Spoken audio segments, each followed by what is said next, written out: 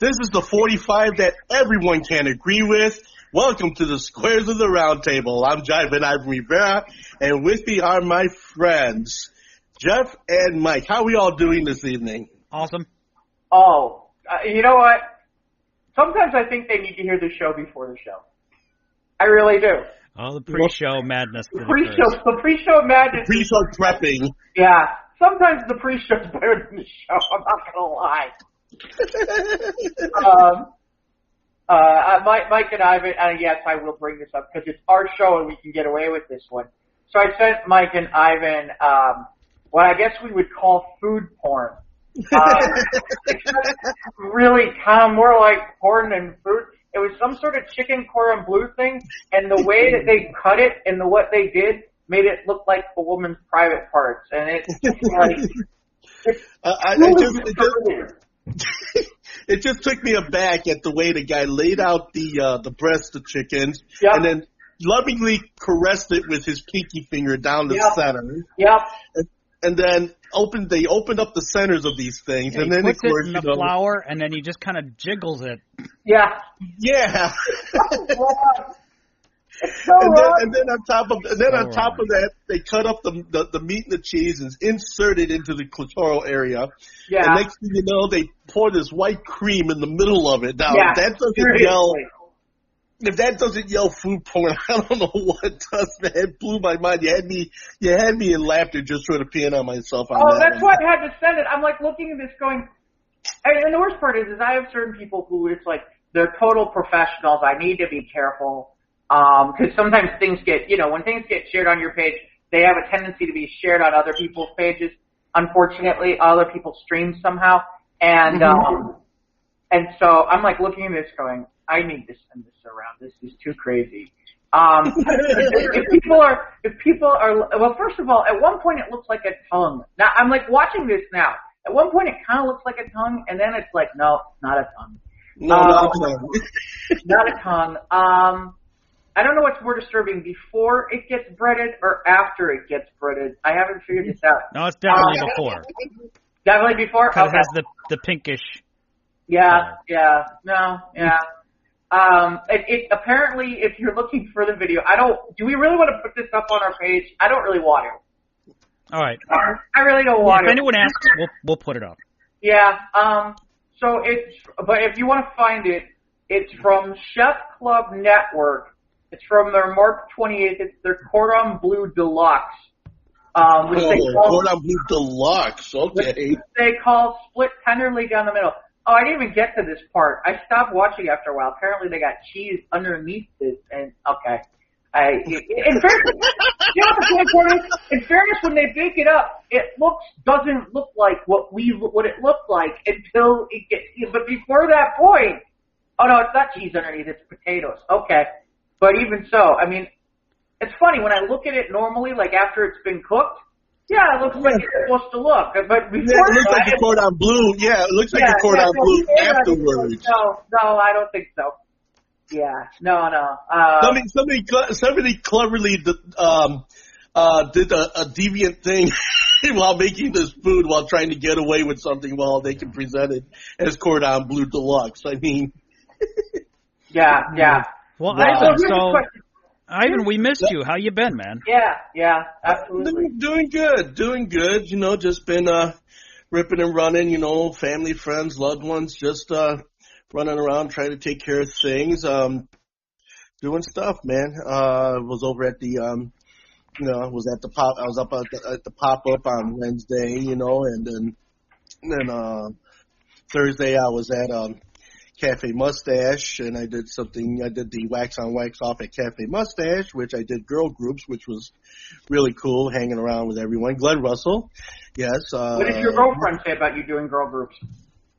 Well, she lets me have my way. I get to cheat. Music is the woman I get to cheat with freely. I mean, and what can I say? That was a good segue. That was very good. Well done. Yes, so very well done. And so with that, and then Friday was Mathers, and I did the Mathers thing. Saturday, I did a thing at a new place called Linked Hall Constellation. it was an after party for a play, I think it was. I got called and made a little bit of money on that one too. So then Sunday, was at, rehearsals for, St. Williams. And of course, this will air in time to present this.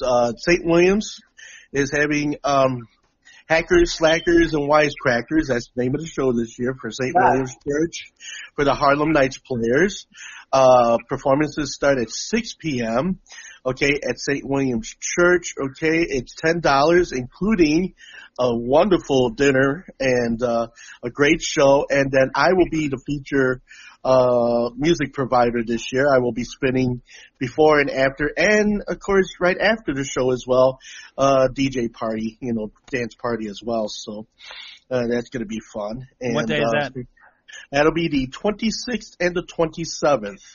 Okay. So it'll be Friday and Saturday. All right. And, Very cool. So that's what's happening over for the Harlem Nights players this year. Hackers, Slackers, and Wisecrackers. It's the show in its entirety I think runs about an hour, but it's a very cleverly done show. Very topical. It does inject a little bit of the politica, but for the most part, it's got a lot of wacky slapstick type of stuff happening with it. So I get to play a bouncer this year in one of the scenes, so it's going to be really cool. And it's going to be a good time. Julie's going to be doing lights with me this year to be her premiere time at the tech desk with me. So that ought to be fun too. So looking forward to it. Yeah, and then here I am. It was Monday. Had to talk with the exterminators and stuff like that, try to get my place straightened out, and just getting ready for the one, the only DairyCon this weekend coming. Yeah, we are coming up. It's coming up fast. Man, you better believe it. Mm-hmm. Wait till you see the shirt that I'm gonna bring out onto the floor for Saturday. Okay, You're gonna man. love it. Yeah, I got a neat little shirt. It was designed for us at Logan Arcade, but I think you're gonna dig the premise of it. I might wear it on Friday night and go out partying with it instead. I don't know, but yeah, I think you'll dig it. It's kind of neat. Okay, good. Yeah. So aside from that, it's and then of course it's taking care of my parentals earlier in the week while I wasn't on last week, and just taking care of a lot of situations with them. They're doing fine, so just been ripping, running, living life, and just doing the groovy thing, as I always tell you. So, yep. Okay, now to pass the ball over to Mr. Jeff. How was your week? What'd you do? So before we rip it over to me, I gotta tell you, Ivan, I love you to death, but I used to, I shouldn't say used to. There's somebody I know. She's a Hall of Fame speech coach. And one of her gigantic pet peeves is about people not being descriptive. And her two words that she hates the most are things and stuff. Things and stuff. Okay. And all I can imagine when I'm listening to you, man, is her being here and watching her head explode. Well, and Steve, then watching her have to instruct you, like having to instruct you on word use and all those things. I just want to watch her head blow up. You know what I mean? I just want to see it. Another person is Patricia Fripp. She's phenomenal. But yeah, I mean, I just, there are some of us who once in a while do it on purpose, where we'll do like, we're going to talk about stuff, and she'll have that look on her face like, I'm going to well, Steve, okay, I've always been accused of being too overly descriptive about things. See, that's my problem, okay? I mean, it's because of being autistic and being wired differently. So one of my foibles, I guess that's a good word, is that I tend to overly describe. I tend to overdo it when it comes to describing things, working in almost to the minuscule details, to the point of brain exhaustion of the people who are listening to me. So that's why I kind of try to keep it, to a nice little nugget that everybody can ingest. And sometimes it just becomes things and it just becomes stuff. So, No, I'm just letting you know, because it's like, I think there's a couple times where Mike and I are like, okay, so Ivan has done things and stuff, right? Yeah. Well, I can I attest. I don't know what those things and stuff are, but Ivan has done things and stuff. Well, I can attest to Ivan's over complication of just the details General in the language. narrative. Yeah. And I know I don't mean it to be over complicated, but it's inherent to my nature to try to do that, and I try to be cognizant of it. But and I hope to think that I've gotten better with it over these last 22 plus years. But I know that at times I can still revert back to that old modus operandi, and next thing you know, I'm busy talking about everything from the make, the model, the what it was made from, what color it was, where it originated. How about we make a deal? How about we make a deal right now? Okay. You go ahead and be descriptive, and if Mike or I think you're going way too far, we're gonna be like, Ivan. Okay. We got a buzzer here over here. Yeah, we need like a buzzer or something. Well, not a buzzer. Just be like, Ivan. Yeah. Some kind of safe word for Ivan's over-descriptiveness. Yeah, we need a safe word. We'll have to figure it out later. That's funny. Like banana. Yeah. So, what happens if we gotta find a word that we're never going to use. Banana. Our listening audience is going to wonder, what the fuck is going on here? Banana? What? He was busy talking about this in great detail, then banana goes flying out of the ether, Banana. Banana. Yeah. Banana. Because there have been like a couple times they're like, you did a pop-up. But pop-up where? Where were you? What's a pop-up? You mean like a Pop-Tart or like a pop-over? Or? Okay. Let me start my phrase over. Let me start. You let Ivan starts his dinner. Let me start over. Okay. No, you have to start over. Got up. What's a pop-up? I went, okay, a pop-up is an event that happens in a different place of origin, okay? In other words, we do a pop-up. Okay, Electric Jungle is located in Rogers Park, right? Okay. Well, we pop up at Logan Arcade to sell our records and to have an event on that night, hence the name pop-up. Okay, and the pop-up basically has a smaller rendition of what we sell in the store. Like a smaller version of your stuff. Exactly.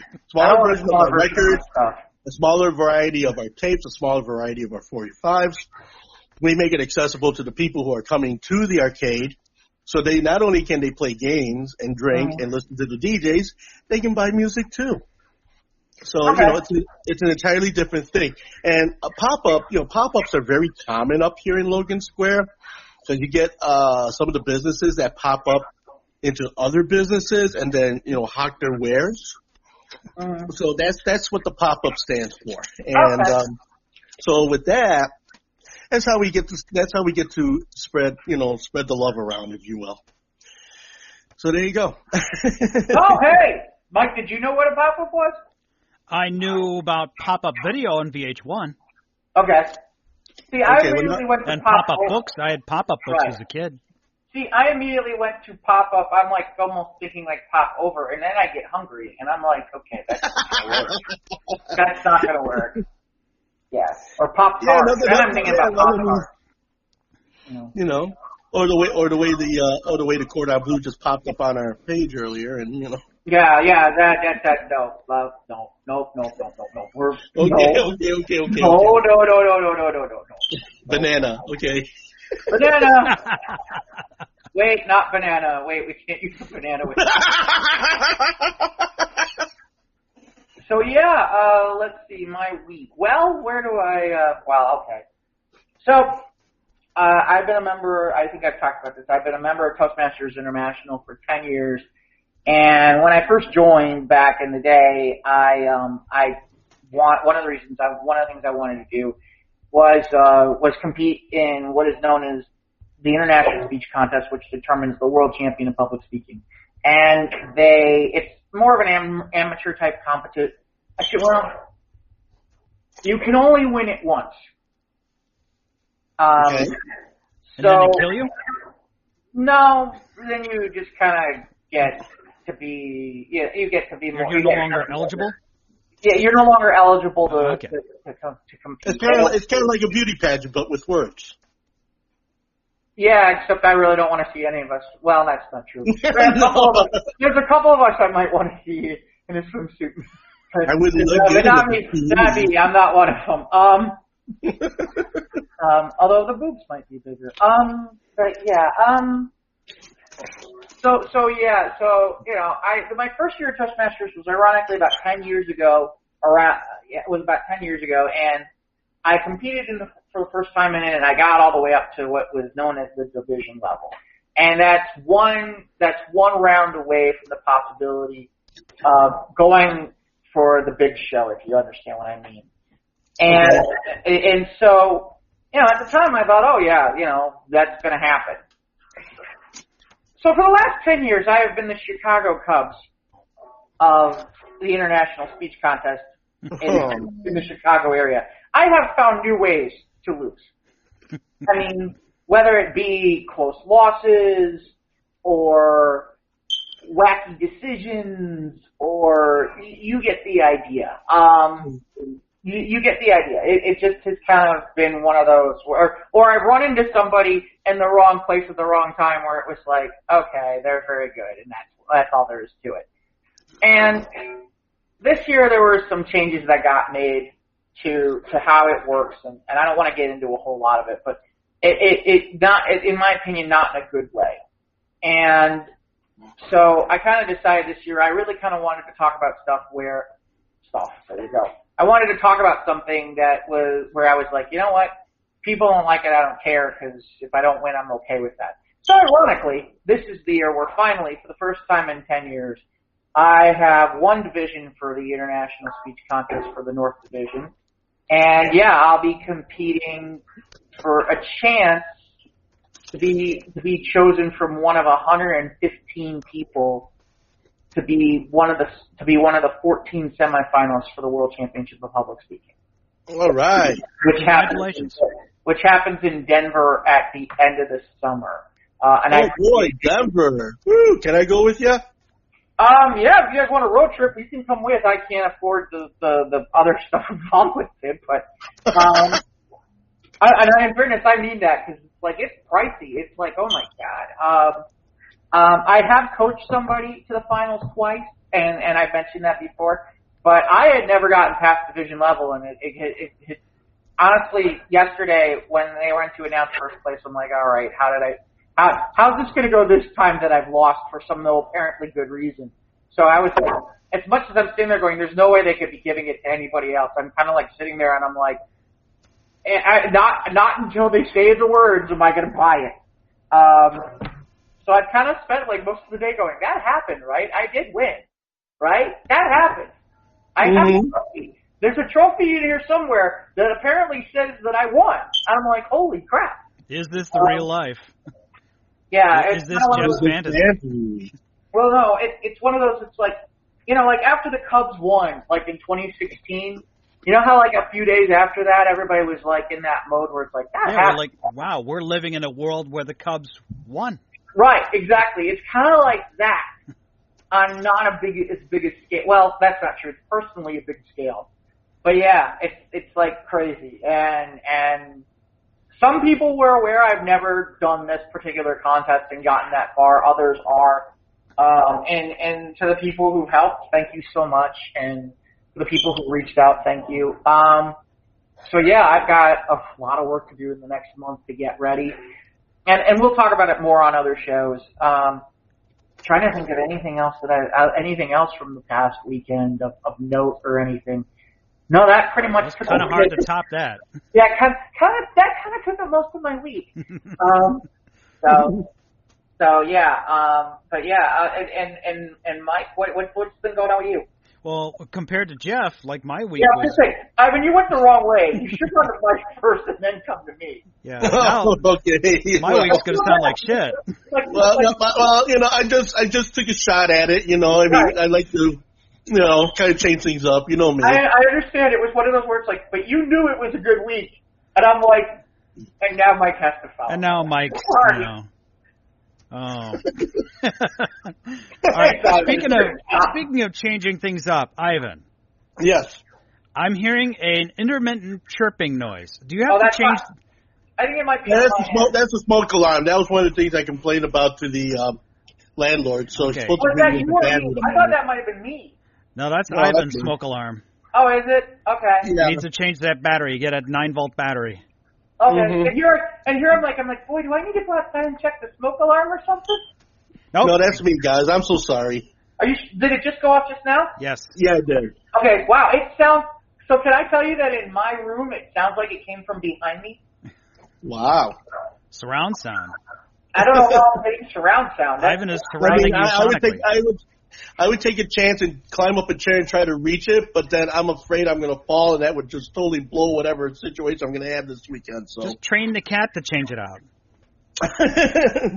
I can't even get him to get out of my pants when I'm using the bathroom, let alone try to get him to jump up there to the. Hello. Wow, too much information, my Banana. No. Don't get me wrong. It's like when I'm sitting there, when I'm sitting and thinking. No, banana, definitely banana. Yeah, okay. Anyway, I'm sitting and thinking, I had I'll have my trousers down, and he just jumps into my pants. That's it. Okay. All right. Thank you, Ivan. You know what the best part is? He kept going. Well, I wanted to clear my name here. I didn't want to make it sound all dirty. No. I'm not even going. My cat has never been in the same room I've taken a shit in. At the same time. I mean, the cat has been in the bathroom, but I don't let the cat in my bathroom when I'm pantsless.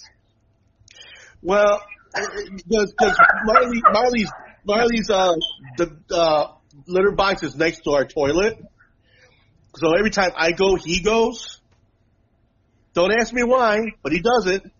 Every time I go, he goes. Me and my shadow. Yeah, pretty much. Oh my God. So anyway, I had a good week.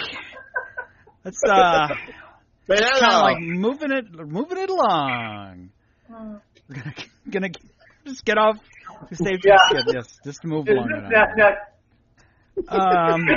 Keep trying. Yeah. I watched Spider-Verse finally. Oh, did you really? Oh, wait, you saw it though, right? In the movie? Yeah, I saw it in the theater. Yeah, but I finally watched the DVD and. It was good. I enjoyed it. I watched some of the special features, and I think the casting was right. I mean, they all did an awesome job. I thought Nick Cage was great as Spider-Man Noir, and everybody was just great in it. And I watched that there was like a 4-minute. It seemed like 2 minutes, but they had a Spider-Ham short. Mm-hmm. It's like what he was doing before he got sucked into the vortex into Miles Morales' world. Yeah. And that should have been like an extra 5 minutes longer. I mean, that's Warner Brothers animation comedy gold. Mm-hmm. Loved it. So yeah, Spider-Verse was good. I loved that. And then, of course, this Sunday was the 80th anniversary of Batman, apparently. Like the 80th anniversary of the first comic book that came out that had Batman in it. 1979. So the Batman. So I was like, do I watch the 66 Batman? Because that was like my first Batman, aside from that and the animated Batman from like the Justice League. Or I mean the Super Friends. You know, not the Bruce Timm Batman. Of course, obviously, that's awesome too. And I know I've never seen Mask of the Phantasm. So anyway, so I'm like, do I watch that? Or to watch The Dark Knight? I mean, which Batman do I watch? And I said, no, it's no contest. Summer of '89, I saw Batman in the theater 4 times with my friends. And '89 Batman has a special place in my heart because my friends and I saw it. So I still have the set of 4 original Taco Bell cups from the '89 Batman movie. Do you really? Yeah. I went to see the '89 Batman at the at the drive-in theater with my late friend Phil, and that was amazing. And it was a double bill. The Abyss came after it. Wow. It was just yeah. I saw it in the drive-in, McHenry. It was the Gray's Lake Outdoor, I think, when the Gray's Lake Outdoor was still around. Went and saw Batman with, I think it was Lethal Weapon 2, I think was the other film. So awesome double feature. You know what? Now I'm thinking about it. I saw Batman the only time I've been to New York City as a kid. I went and we were in Times Square. Nice. And I was like, I said to my mom and my dad, I'm like, we gotta see Batman. And like, we're on the middle of a trip in the middle of like New York City. We went and found like, I don't even remember what theater it was. I just remember it was in New York City. It was in Times Square, and we went to go watch Batman. That's cool. Which was kind of cool. And then I think we went to Macy's afterwards, and it had all kinds of like Batman shirts and stuff. And I was just like, nice. You know, like as a kid, just being like, oh my god, totally need a Batman. Like 5 Batman shirts. And at the time, it wasn't like local in the Chicago area, so that was kind of a thing.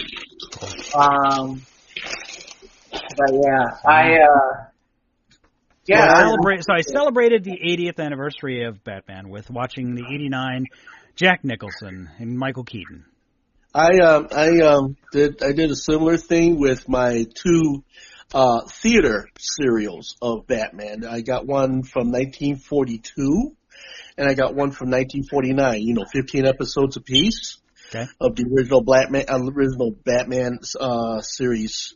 And I mean, you know what? It was just as campy, just as what it was, and of course, they incorporated everything of the times, but no less entertaining. Yeah. And and then as far as the '89 Batman was concerned, I mean, the music was also amazing in that movie. So I have the soundtracks and different speed designations in my collection. Mm-hmm. I got the album. I got the 12-inch single. I got all of the 45s, in different colored, Batman, emblems on the sleeves, picture sleeves. So, that Batman meant a lot to me too. Yeah. It was great. Yeah, I got my Sunday pass to Celebration, so that's coming up soon. Mm-hmm. Looking forward to that. I don't know what I'm going to do. I think I'm just going to roam around and see what happens. Just walk amongst the Star Wars people.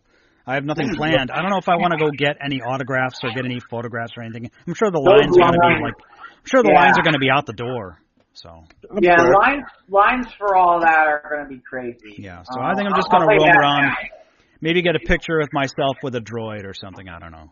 Well, the whatchamacall will be there, which is the 501, which is... Oh, yeah, the 501st. Oh, yeah. Yeah, the 501st, which, for people who are not aware, that is a non-profit organization where basically they all dress up like stormtroopers, and they'll walk like an army. And I'll tell you right now, when they walk through the halls at some of these, like, major conventions, because they'll have, like, a few hundred of them, and it looks like you basically just, like, you're like on, like, oh crap, we should run now. Yeah, I heard they're very stringent about how you build your uniform. Yeah, that too. It has to be very precise. But they do a lot, and the other thing is they do a lot of they do a lot of charity work too. In the community where they'll which is a wonderful thing. It is. Yeah, absolutely. And but they'll take pictures. I think there is a charge just because, like I said, I think it goes to charity. But, and Ivan, our friend Matt, he had a Darth Vader costume. Wow. For a while. That was awesome. Cool. So yeah, I'm doing that. Let's see. I had some training to do in Libertyville last Tuesday. Training for? I stopped at Dreamland Comics in Libertyville, and that's a nice place. All right. Lots of good selection of comics and Lucy's and trades and all that. Speaking of comic books, I have to get caught up on my Unnatural. I haven't got I'm missing 2 of the issues already, so I have to get caught up with that. I'll probably do that later this week, and then maybe have maybe have a little synopsis of the story thus far, next show. Okay. And, let's see. Also, speaking of anniversaries, March 31st was another anniversary. Do you know what that anniversary was? Nope. The anniversary of the last day of March? The 45. Speaking of 45. Ha! How about that? Yep. 60 years ago, March 31st, 1949. Was the day they went to market? Was the day that the RCA Victor Whirlaway promotion went into play. Wow. The first 125 pressed 45s in assorted colors, according to genre, went out for sale. And if you buy one of the portable RCA players that played the 45s only, they would provide you with a Whirlaway book with one record from each genre. So it's this beautiful rainbow-colored book of all these wonderful records that came with the package. Wow, it's almost like we planned this. Yeah, geez, really. So yeah. So that's cool. So that being said, 70 years. I said 60, my mistake. 70 years today, 1949, March 31st, 1949. Wow. Oh. Yep. What was the first? Do we know whatever the first 45 was? The first 45 was "Bouquet of Roses" and "Texarkana Baby" by Eddie Arnold. Do you have a copy? Yes, I do. You do? Wow. 480001. Neat. Okay. Yeah, I also got some of the other colors too in my collection, which, through long acquisitions over the years, I'm still missing one color, and I think I'm about $30 away of pulling the trigger on that particular one. There's a piano red Charisse 45 that has got my interest, so I'm hoping I get that, and that'll at least give me one full rainbow of all the colors, which I hope to go ahead and display them in their translucent covers, which back in those days it wasn't paper, but it was kind of like a cellophane that you could actually see the colors right through the sleeves. It's really very cool. The labels were colored, not the vinyl. No, the vinyls were colored too. Oh, wow. Really? Yeah. But it wasn't the new plasticky clear stuff, though. Yes, it was. It was? Yes, it was. We're just getting schooled. Yeah. Okay. Exactly. So here we are, okay, and I'll give you a few of the colors. The green was designated for country and western. The blue was designated for world music. The aquamarine was designated for theater music, like music from theater productions and/or movie soundtracks. The red was designated for classical and light opera music. The yellow was designated for children's records. Huh. And the Charisse ones were designated for rhythm and blues or blues. And I did not know. I feel like saying like the Johnny Carson thing. I did not know that. That is wild. That is weird. That is. So it's my impression of Dana Carvey of his impression of Johnny Carson. Yeah. By the way, millennials, Johnny Carson's that guy who was like the 3 away from Jimmy Fallon. Yeah, speaking of Dana Carvey, I got to see the movie Masters of Disguise recently. Oh no. Oh, I'm sorry. Yeah. Oh, I'm sorry. Yeah, Julie made a big bit about it. It's such a funny movie. It's such a great movie. And I was out and about, and I found a copy of it in a used bin. I'm like, and I was excited because it's like, I got this movie for my sweetie. We're gonna sit and watch this, and we sat and watched it, and I kind of, some of the bits were funny, but a lot of the bits did not age well. Nope. Yeah, Turtle Man and was that Master of Disguise? Master of Disguise. Yeah, I couldn't finish that. I could not Dana finish Carvey. that film. I wanted to watch it mainly because Brent Spiner was in it. He was Data from Star Trek. Was he? Okay. Yeah. I wanted to finish that so bad, but I just couldn't. It was just so bad. The only thing I remember you know, and poor Dana Carvey has had his role of bad health afterwards. I mean, it was like, you know, he had after Saturday Night Live and everything like that, and then of course being in some movies, and then afterwards he had like heart problems. He's had like several heart valves replaced. He's had all kinds of things, and I think he's back on the road being stand up again. You know, in 2018, if I'm not mistaken. So. Yeah. After Wayne's World and all the rest of those type of award-winning situations, and then it seemed like his success did not transcend to him doing things alone. I know he was doing stand-up for a while. Yeah. Where did stand-up was? They might have even had an HBO special. I didn't realize Masters of Disguise was in 2002. I feel like it was a lot longer ago than that. That's what I thought too. That was like That's 90s. amazing. I would think that something like that would have been typical. Right, I thought that was like 96. Yeah. Yeah, no, and it's funny, I'm like looking at some of the names in here.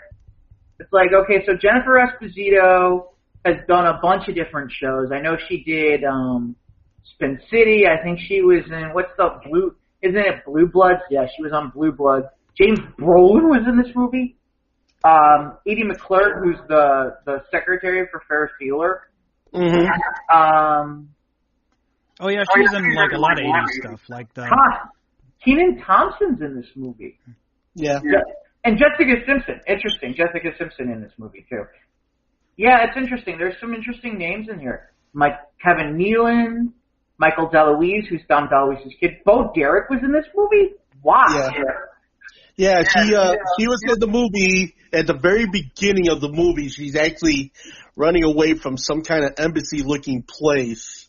Mm-hmm. And I guess it was the father of who inevitably became the Master of Disguise. His son became the Master of Disguise, but it was his father who was dressed up as, allegedly, Bo Derek. I have to say, she ain't changed much since the 80s. You know what's funny? Crazy thing. I'm looking at, like, the IMDb on this. Yeah. Paula Abdul was the choreographer for this thing. Well, I guess that must have been for the crazy. Or Jesse Ventura? Yeah, he was in one of the scenes. He was in a cab with one of the guys who was stealing all of the world's important artifacts through the father who he had held hostage. You know, being Master of Disguise. You know, yeah, Jesse Ventura was in it. Like I said, yeah, Bo Derek was in it. As far as like Paula Abdul doing choreography, it must have been for that really crazy Tony Montana scene that was in the movie that Dana Carvey was doing. He came out as Tony Montana at a party. You know, it's kind of wild. Must have been a lot of behind-the-scenes hype to have all these celebrity cameos. They must have thought this was going to be huge. Right. It's funny because I'm looking at this and it's like a must be extremely young Naya Rivera, who was one of the key principals in Glee, was in this movie. And I'm looking at the timing. She couldn't have been more than. I'm just like I'm like this is one. I feel like this is one of those movies where there were a lot of people in here where when you look at you go, okay, 15 at the time. Wow, this might have been one of her earliest movies. Holy cow. Yeah, it might have been a beginning point for a lot of them. Yeah.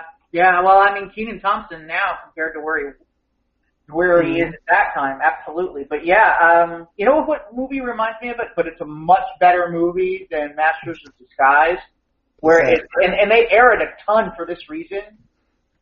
Have you ever seen Airheads? I've only seen bits and pieces. I've seen Airheads. Yeah, not in its entirety. That movie is like filled with like all kinds of people casting, and that's why like that show gets on that show's like on all the time because of like you look at the list, it's like first of all the first top 3 stars are Brendan Fraser, Steve Buscemi, and Adam Sandler, and I know why Steve Buscemi did it. I mean, like Michael McKean's in this, Ernie Hudson, Judd Nelson, David Arquette, Joe Mantegna. Yeah, it's like a freaking I forgot Kurt Loder's in here. Harold Ramis is in this thing. Lemmy. Even Beavis and Butthead are in this at one point. But it's like, it's crazy. I mean, this movie has like a ton of people. It's why like every so often you'll find people airing it, because it's like, there's too many major stars where it's like, people be like, I've never heard this movie. Wow, look at all the people in this movie. Mm-hmm. And Farley's in it too, I forgot. Farley's in there too. Chris Farley? Yeah, Farley's in there as well, so. Wow. When was Airheads made? Was that 93, 94? Hold on, I gotta go back and look now. I want to say 91 or 2, maybe. Well, Farley died in 97. Right. Is it really that? Yeah, no. 94. Yeah. Okay. 94. Yeah, he passed in 97. I was in broadcasting school at the time. 94, I think, I mean, that was right while I was in the middle of... Right, it was during the college years. Yeah, that's for sure. Hey, I want to flip to something real... Well, okay, so what did you think of Masters of Disguise with Julie? Is Julie right? Is it a good movie, or what did you think? Well, like I said, a lot of the bits, some of the bits were kind of funny, but a lot of it didn't, it didn't age well. It did, I mean, because I was like, at some instances, Dana Carvey, I had a feeling he was kind of trying way too hard to be funny, and it just didn't come off. The story was so absurd that you were kind of hoping it would work, but not quite. So, and the tagline, it's so crazy, it just might work. Didn't. No. So how many mans to give Master of Disguise? I would say I would have to give it at least. I'll be fair. I'll give it 2 mans. Only 2. Okay. Oof. Wow, that's nice. That's being kind. That's being very kind. That's being very kind. I'm kind of giving it leverage because of all the people that were in it. I'm kind of giving it leverage that, it would have been it was an entertaining story. It was an entertaining premise and everything. And yeah, there were some yucks in there, but like I said, I just thought maybe Dana Carvey was trying way too hard to try to be funny, and when he came out as, going to the Turtle Club and then, him dressing as Turtle Man, and I'm just like, okay. Well, some things that they improvise on set and they think it's great, but it doesn't translate to the screen, to the audience. No, and that seems to be a big mistake of a lot of the people that come from television, the improvisational world of television, to try to replicate that same type of thing on film. But see, because with film, if you fuck it up, you can do it again. But what happens, you lose something in the translation when you do it again and again and again and again. Well, that's the difference between good directors and bad ones, to be perfectly honest with you. Well, okay, and I agree with you on that. Because the good ones will get it, will still get it after multiple takes. But yeah, and the other thing is here's the other thing. There are other things that it's hard sometimes because you don't know what else was going on. Like maybe there were certain things about budget that were supposed to happen and didn't happen. Or maybe there were script changes that were made that suddenly Dana Carvey's like, okay, I got to make this thing work better. You know what I mean? I know what you mean. I mean, it was kind of like what happened with Shanghai Surprise with Sean Penn and Madonna. You remember what happened with that? That was a no yeah man movie. Oh really? I don't think I've ever seen it. Oh, well, a lot of people haven't because it laid a smelly egg at the box office.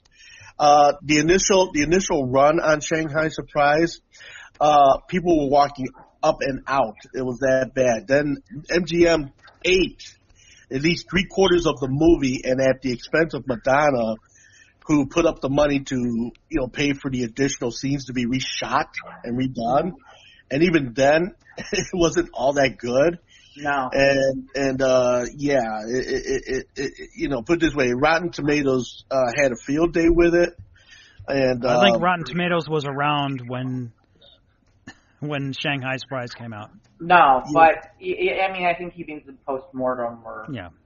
But that doesn't shock me either. I've come to a conclusion you can't trust Rotten Tomatoes because they just... Some of the stuff that happens on there now, it's just not credible anymore, you know? Well, I think because of the popularity of Rotten Tomatoes, they've gotten kind of lazy. You know, it's not even that they gotten kind of lazy. It's like now you got people like rating movies who haven't even seen the movie yet. Right. You know, that shouldn't be happening. No, that shouldn't be happening. No, you're right. You're right. You know, you know, I think people, you know, besides the critics and the people who talk about it and everything like that, you know, see it for yourself. Yeah. And judge it for yourself. All right. You know? Well, exactly. Well, it's nice to have those credentials, though, when a movie is certified fresh. Mm-hmm. Yeah. And you feel a bit justified when you see it and you like it a lot, and then you go to Rotten Tomatoes and it's certified fresh. You kind of, it's a ego boost in that sense. But. Right. I see that point. Yeah. Okay. Yeah. Well, and it's a different time. We don't have your Gene Siskel's and Roger Eberts anymore. Those have kind of gone by the wayside. You know, that day and age is kind of. I was thinking about that when Batman '89 came out. They both gave it a thumbs down, and the following week they had to address that because it made a shit ton of money at the box office. People were lined up to see Batman at the theater back then. Mm-hmm. So the following week they had to they had to address that. Yeah, they did. Gave it a thumbs down. I think that was one of the few times that those two ended up with egg on their face. No, there are a few others. Oh, there have been other instances. There are others. It's just how do you say? I think they learned after a while that you can't judge certain movies on the same standard as other movies. Well, and then I don't think you can actually judge movies on one's own personal standard of what they would find in a movie. Okay, yeah, you might have two separate guys with two different points of view and such, but you know what? There are millions and millions of people that have millions and millions of different ideas of what they want to find in a movie. So to sit there and try to pigeonhole all this type of thing into two people almost seems ludicrous. Yeah. Hey, speaking of things that we can pigeonhole and make it seem ludicrous, I'm bringing this up because I thought Mike would get a kick out of this. Mm-hmm. So Nerdist, somebody went out and ranked on Nerdist this past week the 7 Star Trek series, and they ranked them in what they believe to be the order of from worst to best. Okay. So I will give you this. It's pretty obvious what number 1 is. Original Star Trek? Yeah, the original series. The original series is TOS? Okay. Yeah, the original series is 1. Okay. Any guesses as to what number 2 is? TNG. No, DS9.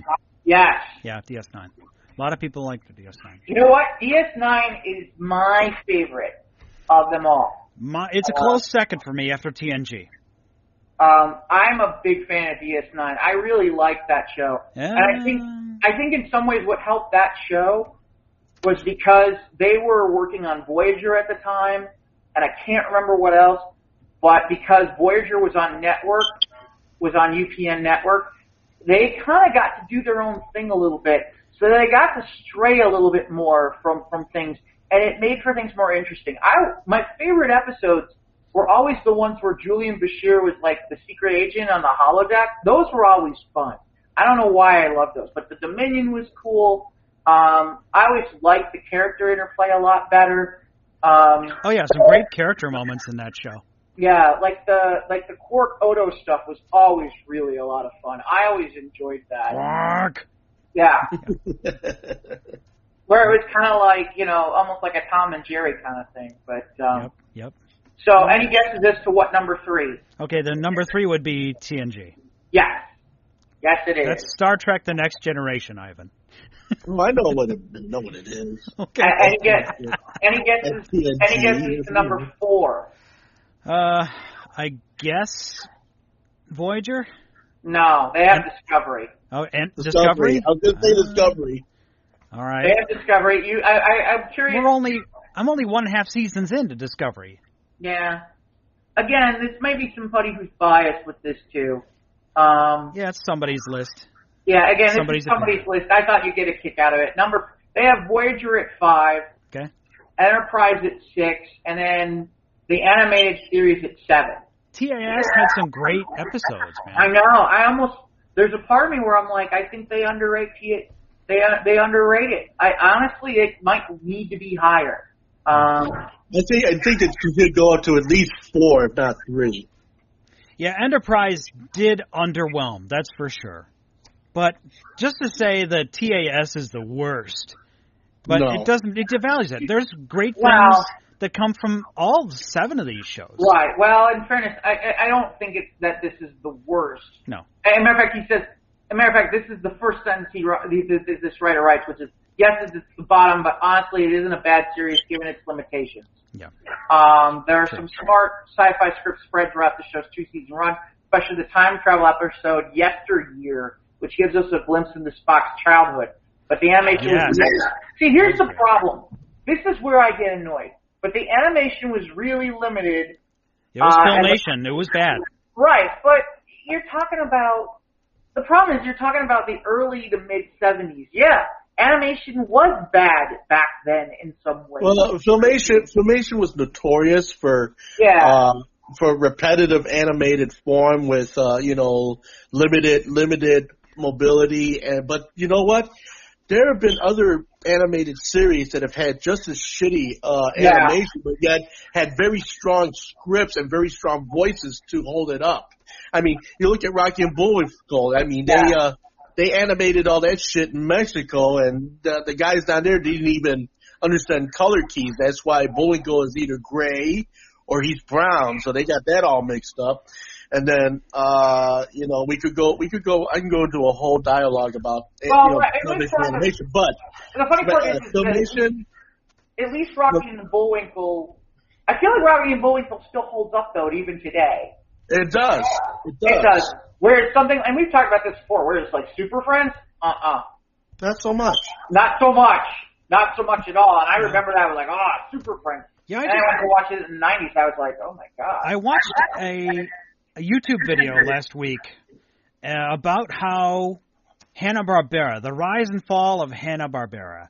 At one point in the 70s, they had 80% share of all of the Saturday morning cartoons. Yeah.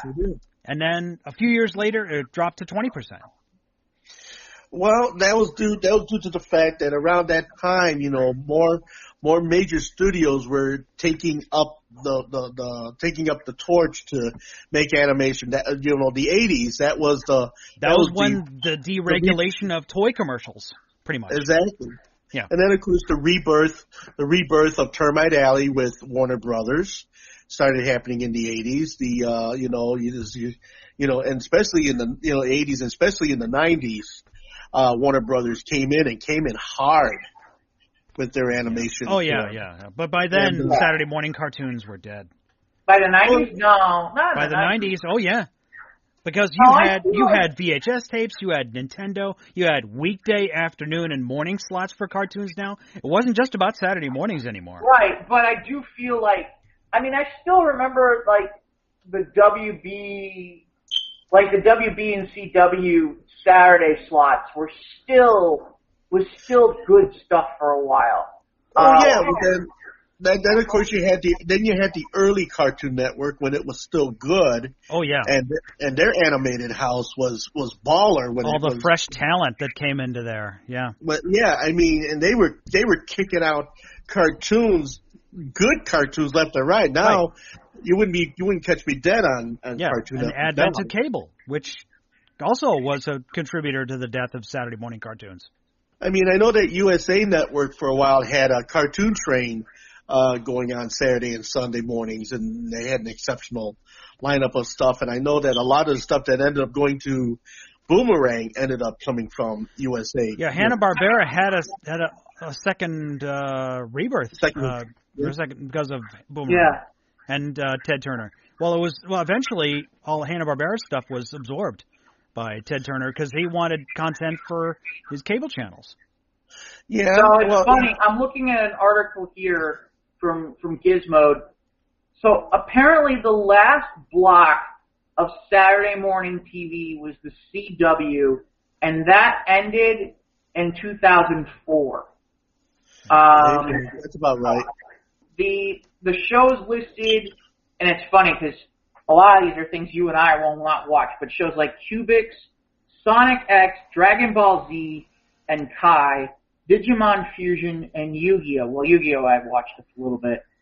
Yeah, apparently 2004 is when that died. The day Saturday mornings died.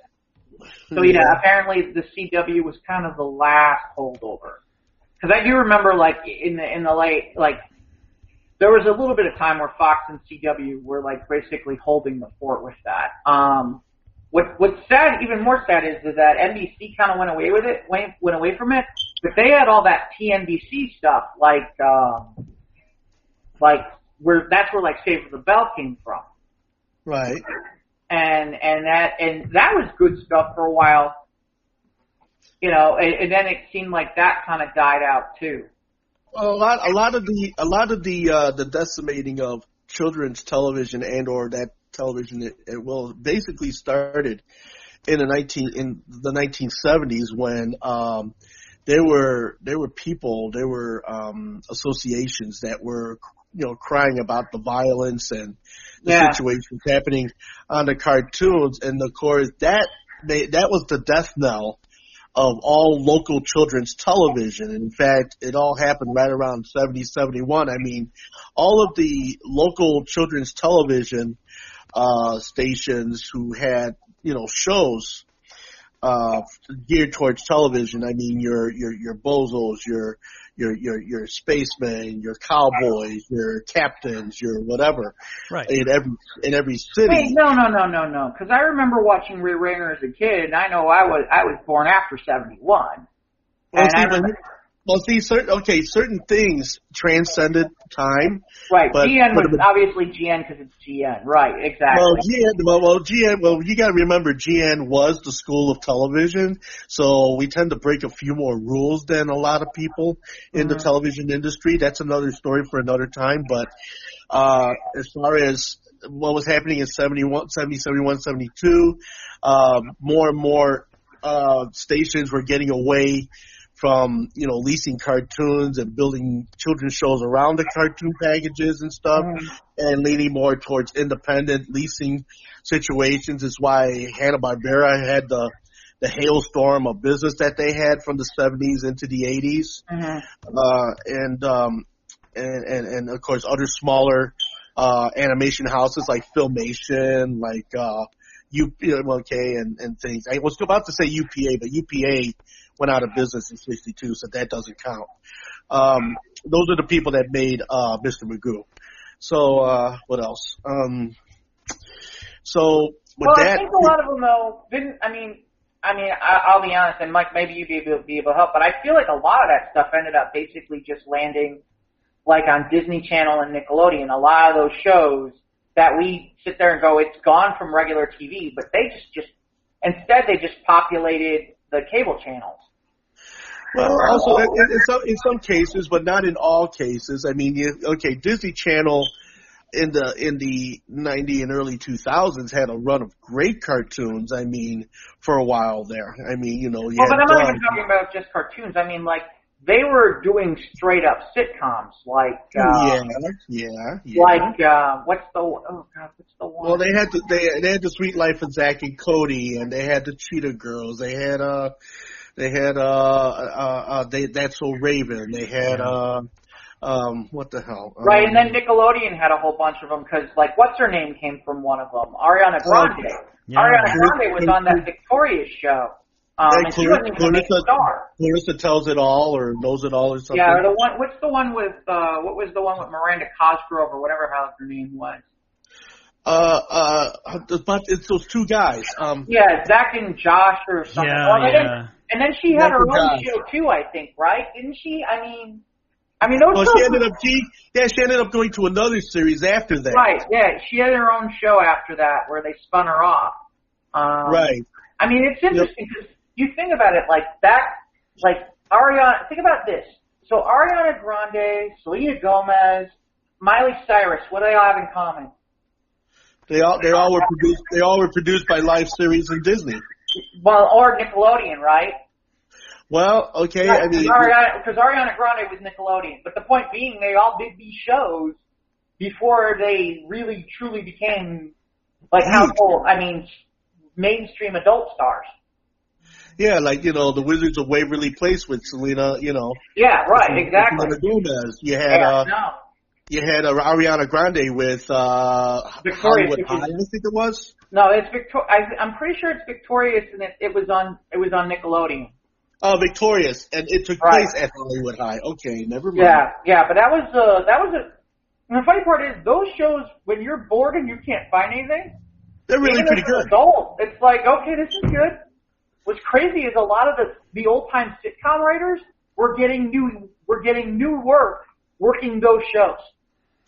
And then what was that one with PCH, Pacific Coast High? That was another one, and it was with one of the sisters of one of the other actresses. I'm trying to think. I don't know. I mean, I'm looking at some of the ones. I'm like looking at some of the ones from like, because I know NBC kind of pushed the envelope at the beginning with it, and they started as early as, well, technically Saved by the Bell wasn't on the network, but Saved by the Bell, and then Saved by the Bell was syndicated. Well, channel. I know they had James at 15 and then James at 16. I know they had Freaks and Geeks. Yeah, Freaks and Geeks was different. Freaks and Geeks was regular TV. Right. But they had like California Dreams, I remember, and like the City Guys, and then they had Hang Time. That's the one where they originally had. This is the funny part. They had Reggie Theus as the coach, Mr. like Vegas Showtime Reggie Theus, and then they ended up like. It ended up where it was like, it ended up being Get Buckus after a while because they got rid of him. Because Reggie Theus were like, I'm watching this going, I would not want my kids taking lessons from Reggie Theus. That's just me. Just because the stories I heard with him as a player. But, I mean, I think they used to call him Rush Street Reggie for a while, if I remember correctly. So it seems like a good time to segue into everyone's behind the curve, Mike. What? You were way on top of it before everybody else. Oh, I know. Everyone's doing it now. Yeah, everybody's doing it now. Now everybody's on top of it. You've been ahead of the curve, my friend. I planned to start. I started before Captain Marvel. Now everyone's all like doing the big crunch to try and binge watch all these in time before Endgame. Yeah. There you go. Yeah, absolutely. Mike. Oh, it wasn't me. A lot of people did it last year leading up to Infinity War. Yeah. But I know this is big potatoes, So anyway, yeah, so this week in my Marvel Watch, the first one, of course, this week was Ant-Man. And it's a different kind of Marvel movie. I think it's just like how Winter Soldier was like a political thriller. This was just like a low-stakes, crazy caper kind of film. And I dug it. Now, the first scene we catch is, I'm not going to do the full film synopsis here, but I just, little bullet points here I want to touch upon.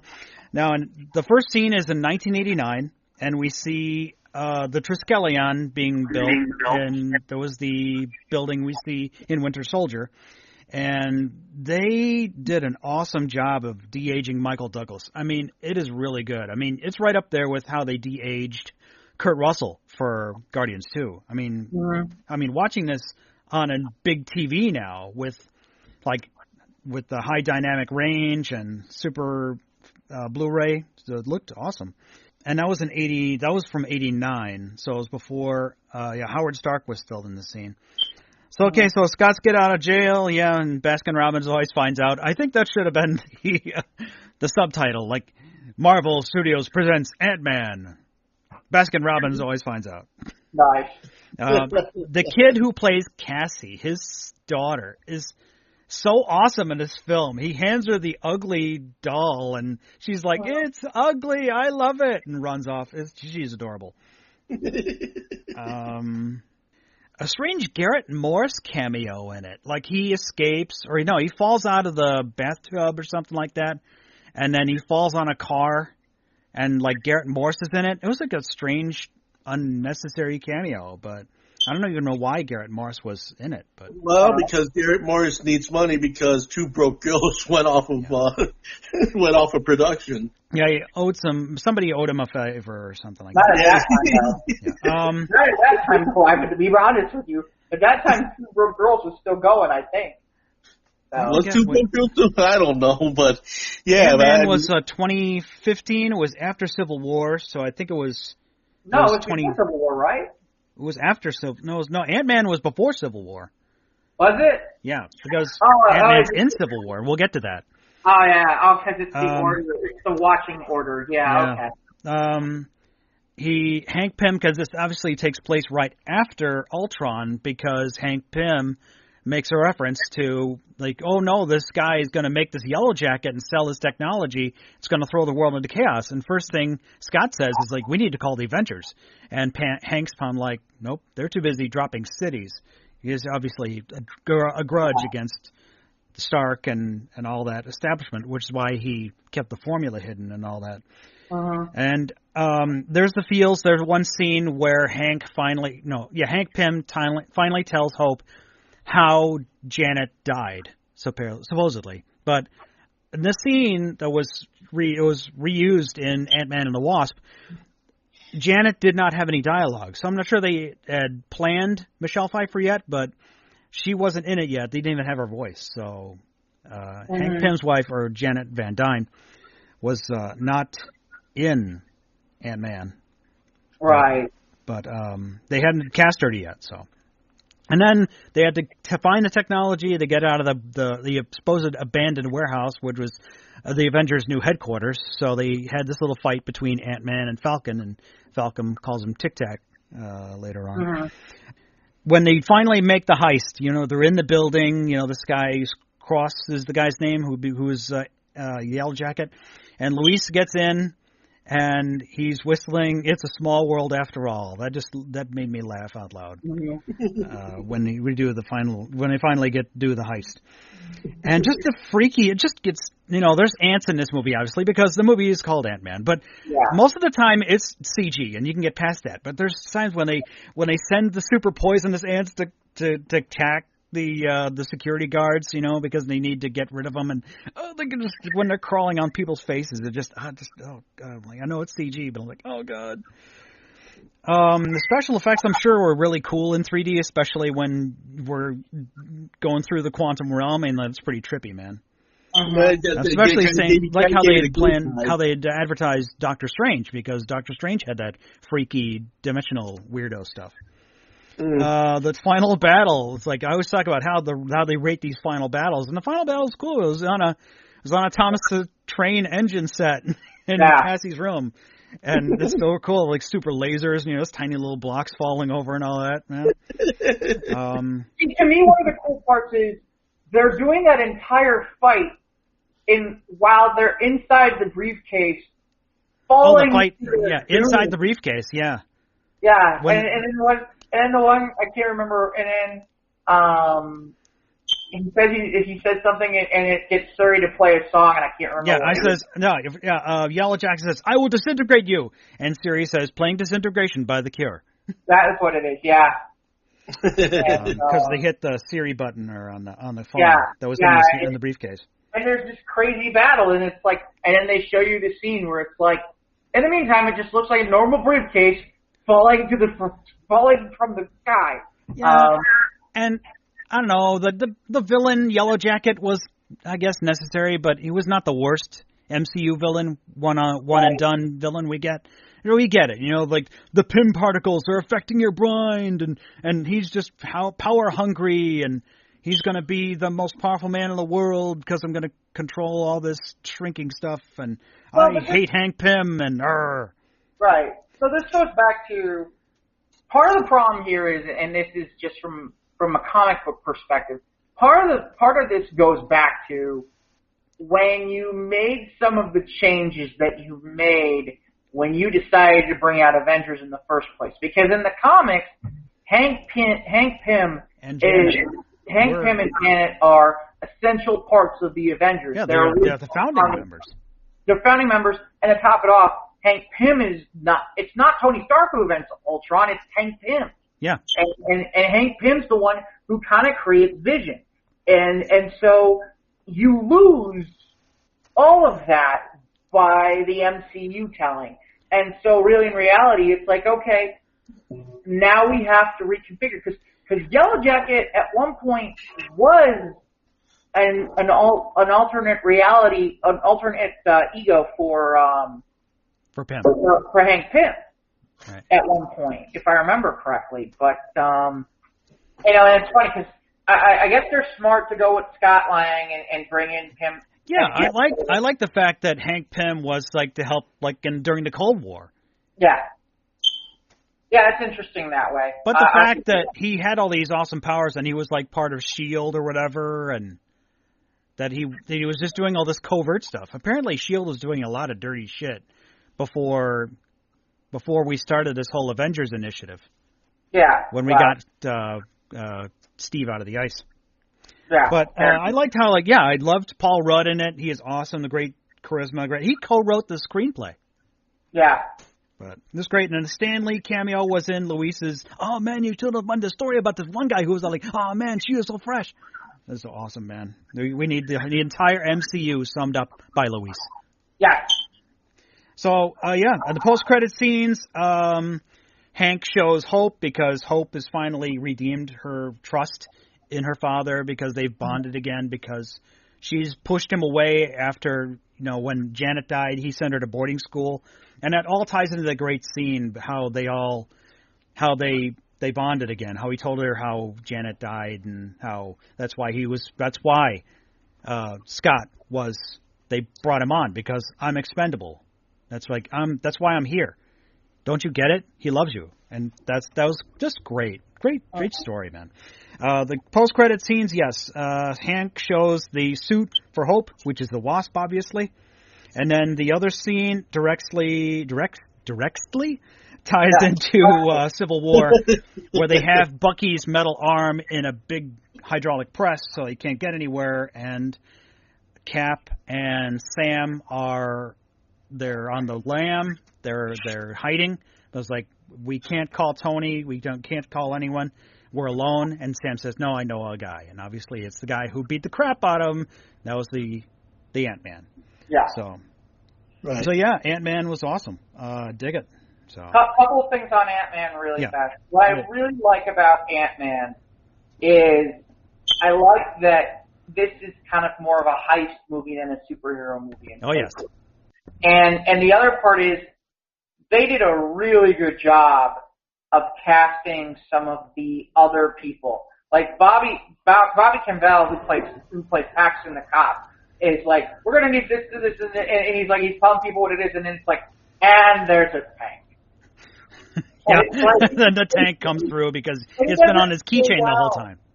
Right, and then the three guys who are basically, I almost want to call them Scott's entourage, which is, you've got T.I. playing David Dastmalchian playing Kurt, and obviously Michael Pena, who is amazing as Louis. Louis practically, like you said, Louis needs to, before the movie even starts for Endgame, they need to give him 5 minutes to do an entire movie. Did Louis survive the snap? That's what I need to know. Yeah, that's important. Louis needs to survive the snap so we can get the Louis take on the entire thing. Because those are some of the best scenes is when Louis is doing that. So this one guy told me to tell this other guy, to tell this other guy, to tell this other guy. And it's like, he does that. It's funny because I know we're not there yet, but he does it again in Ant-Man Wasp, and it's great.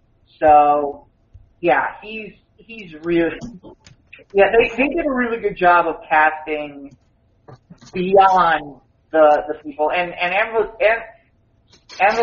what's her name? Angelina Lee, I'm screwing up her name. The one who played Hope. Oh, Evangeline Lilly. Yeah, Evangeline Lilly. Wow. She was great. Don't find her in a dark alley. Yeah. So, Ivan, did you see this movie or no? No. Okay. You really should. This is a good movie. You would enjoy it. I'll have to see it. All right, Ivan, did you see Civil War? Did I see Civil War? No, I don't think I did. Okay. That's next. Yeah, that's next. So yeah, this takes place right after Ant-Man in the timeline because I mean there's a scene in Civil War that's the post-credit scene. Oh, we did talk about this. Yeah, Stan Lee cameo was in Luis's little story there at the end. Yeah. So we see a flashback from '91, and it's car crashing, and Winter Soldier kills a dude. So then we see the Crossbones fight. Now, the dude, obviously the dude from Winter Soldier, I forget, was it Malone, I think is his name, was Crossbones? I don't know, I forget the name of the character. I know he was just in it for like 5 minutes, but they were hunting him down, but they got him, and he blows himself up, but Scarlet Witch has to throw it, and now I always assumed that this took place in Wakanda, but there were Wakandans in Nigeria. This took place in Nigeria. I thought the whole thing was in Wakanda, but it wasn't. No, not Wakanda. There were Wakandan, I forget, like missionaries in Nigeria that died. That's why King T'Chaka was there. So, a de-aged. They're doing real good with the de-aging stuff, but the de-aged Robert Downey Jr. for the one brief scene where they were showing this little thing where he's at MIT. Just didn't quite look right. It looked the same level as like how they did Agent Coulson in Captain Marvel. It was just there, just not looking a little fake. Not as good as I think how they did Michael Douglas in Ant-Man. The Secretary of State Ross. We know what General Ross has been up to. He's not a general anymore. He's not. And we'll see him once or twice. I think one more time. I think in Infinity War. I think that's the next time we see him. So it's funny, really fast. It's funny because people who are aware, General Thaddeus Ross, who is in some ways the nemesis of the Hulk, but we don't see him from. This is the first time we see him since the Hulk.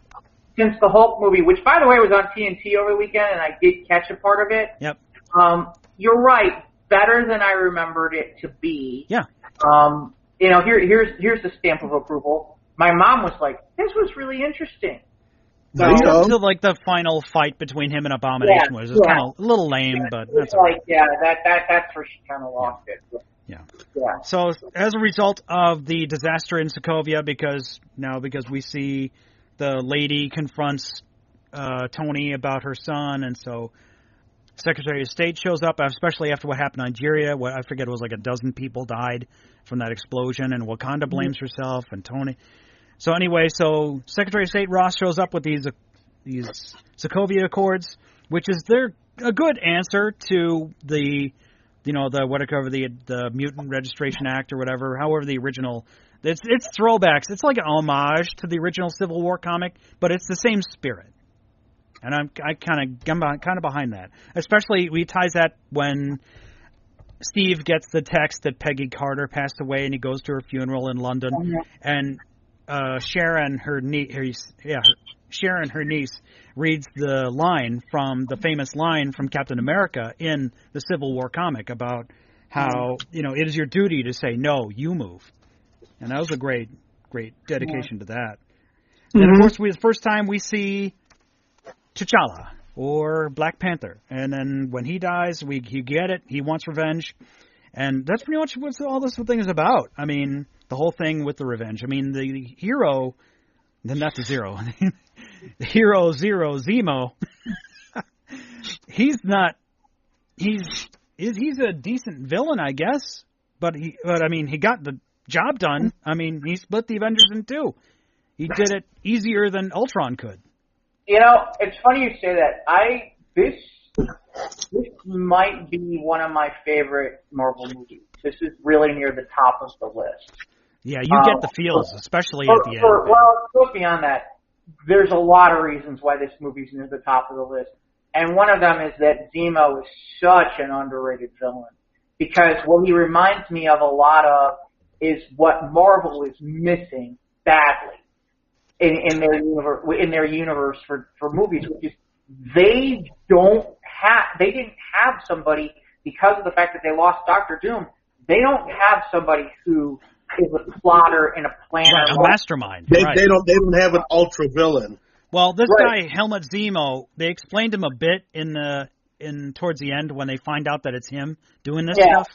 That he was like this special forces in Sokovia. I mean, he was like super secret. I mean, he wasn't just some Joe who lost his family and said, "I will get the Avengers."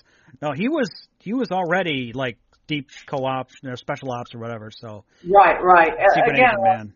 You know how you hunt down the guy who had the red book, who and infiltrate the power station to get the power out, so he can and kill the guy who was going to interrogate Bucky. So he's all planned out. Sounds like a guy running around with napalm in his veins, man. Yeah. Well, it's a lot more where he had to use his brains and where he set up a plan and he executed it and it worked.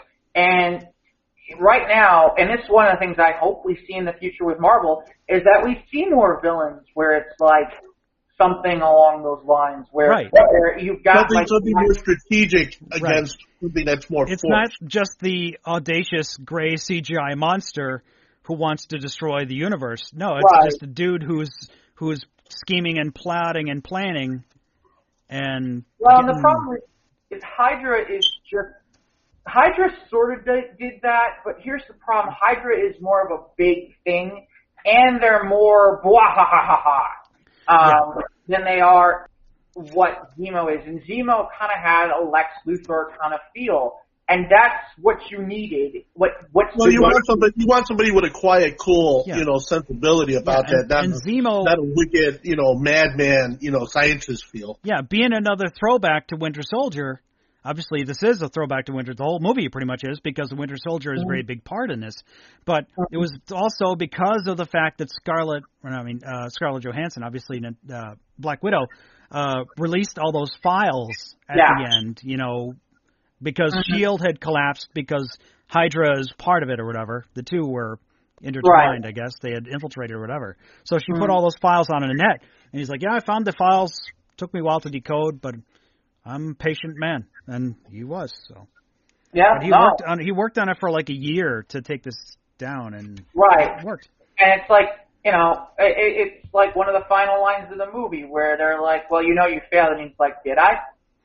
Yeah, exactly. When Martin Freeman, or Bilbo, is in the, it's like, how does it feel? You failed? He's like, did I? That was it. That's great. Really, seriously. That comes back to... I didn't mean to break in, but Zemo is a vastly underrated MCU villain, and in fairness, it's kind of interesting because he doesn't die, but I don't think he'll ever be revisited. No, he's been served. He's been played. Well, he was almost tried to.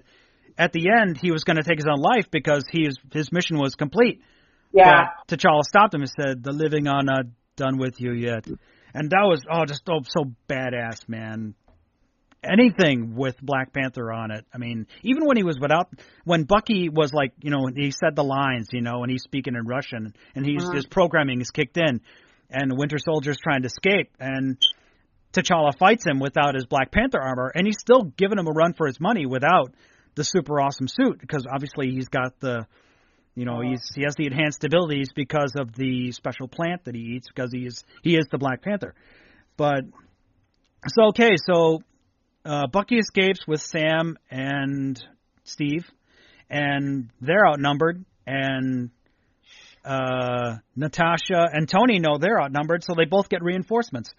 Clint gets Wakanda, and then Sam they also get Ant-Man, but Tony goes to Queens, and we see a young little spider guy, Spiderling, and Aunt May. Oh my God, Marissa Tomei as Aunt May. Do we have to say anything more about Marissa Tomei as Aunt May? Oh my God, that is creepy. I will say, the first time it was creepy. No, it wasn't for me. It wasn't. No, I mean it was very creepy that it's because maybe it's just because in the comics Aunt May is never hot. I know. No, Aunt May is always the gray old lady. Yeah, the gray old lady. Skinny old gray lady. This hot 40 or 50-year-old, and you're like... Well, they dispel it immediately when Tony says, it's hard to believe that you're someone's aunt. And she's like, they come in all shapes and sizes. And sure enough, I like this shape. Oh, eventually I got around to it. But at first, it was like creepy. It was just creepy for me. It was like, especially because like Tony's hitting on her all over the place. And right in front of Peter. and it's like, and you're just like, ew, no. So they go to Berlin, and I guess apparently Tony knows that Steve and Bucky are in Berlin. So they go to Berlin, and they go to the airport, and the whole fight scene, the airport fight scene, was pretty much the centerpiece of this whole film. Yeah, this is worth all the tea in China. Yeah. This is basically probably the best part of the movie. There are times where it's like I'll go on YouTube just to find this section of the movie. Mm-hmm. Yep, awesome. And although that car chase at the beginning. Yes, that car chase, the escape car chase at the beginning. Yeah, at the beginning is really good too. Badass. With Bucky and Black Panther fighting their way through. Yeah. It was kind of cheesy, though, how, like, I don't know, I forget how it happened, but Bucky kind of clotheslined this guy on a motorcycle and then grabs the motorcycle and spins it around and uses its weight to kind of, like, jump onto it. And it was a little lame, but it was a superhero-ish move, so it gets a pass because it is so awesome. That whole chase. Probably one of the best car chases in the MCU, I think. Yeah. No, that scene's really good, too. But, that scene on the airport. The airport fight and Giant Man, awesome. And of course, they reference you're underselling that section. We got to talk about that section. There's so much there. The really old movie, The Empire Strikes Back. Yeah, that's you little shit. You little shit. It's like I'm not that old. Yeah, seriously. It's like the best is Tony and Rhodey are like, what is he talking about? I don't know. He's like, oh wait, I see what he's up to. Yeah, we get it. Yeah, when they finally understand. Yeah. Yeah. It first of many pop culture references from Peter Parker. Yes. Yeah. So we sit there and realize that Tony Stark apparently doesn't. Now, Jeff, I'm no big comic dude, and at least I'm not as well versed as you. But I mean, is this the first time? Was there a raft prison in Marvel? There is a raft prison in Marvel. Okay. I will tell you that in Civil War, the comics, that's not where they put people. Okay. But there is a raft, and it's interesting because I know why they didn't use what was in the movies, because there's no way they could have made that work. And the problem is that where they put them is something that has to do with the Fantastic Four, which is that they built a prison inside the negative zone. Okay. And I'll never forget, because there's the scene where Peter Parker goes there with Tony, and he's like, "This is wrong. This is totally wrong. You should not. This is like putting them someplace, and they don't even." And he was like, "This is part of where the change of conscience comes in the comic with Peter Parker." But we can talk about that in a minute. I kind of want to keep going through your. Yeah. But that fight is amazing. There's a lot of good stuff there. It's the first time we see Spider-Man do anything. Ant-Man kind of steals the show in there. Like the time where he's like, here, throw this when I throw this, and he's like, oops, I thought that was a water truck. The consequences from the fight, now it's damaged the relationship between Vision and Wanda. Has it? But no, I guess not, because after Civil War, they run off and where they go to Scotland or whatever, they go off the grid. They walk a wow. Yeah. And Rhodey gets hurt. This is the last, because in Endgame or Infinity War, they didn't address the paralysis. So Tony's tech might have worked. It actually gets addressed in Doctor Strange. Yeah, well, Doctor Strange, there's a reference to it because they ask him to look into it. So maybe he did have something to it eventually. I'm not sure. Well, or they went to somebody else who did it. Yeah. I don't. But they do talk about that they had some sort of experimental surgery, and he chooses not to go that route. Yeah. Or maybe some magic from Dr. Cho or whatever from Civil War, from Ultron. So they get to the bunker. That's the whole point of the airport fight, is to get to the Quinjet, which is in some hangar, and they're trying to get to Siberia, because they're afraid that Zemo is going to awaken these other Winter Soldiers, but no, that ain't the story at all. He's just there to get revenge. And then the final fight in the bunker in Siberia where he gets the scene, he puts in the videotape and the show's the date, and Tony's like, "What's this?" And he sees the Winter Soldier kill his parents, and that's all she wrote. And those, just all the feels, man. It breaks your heart to see these two, at it, because of the arguments leading up to it. I mean, the fight, the discussion they have about the pen when Bucky's locked up.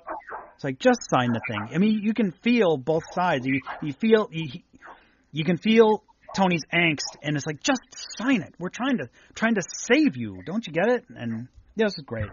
So, final fight, and then the Black Panthers are like, he stops Zemo because Zemo's job is done. He was going to kill himself, and he deletes the message from his family, and that was all she wrote. Now, by the end of this, now I'm like, I forgot briefly.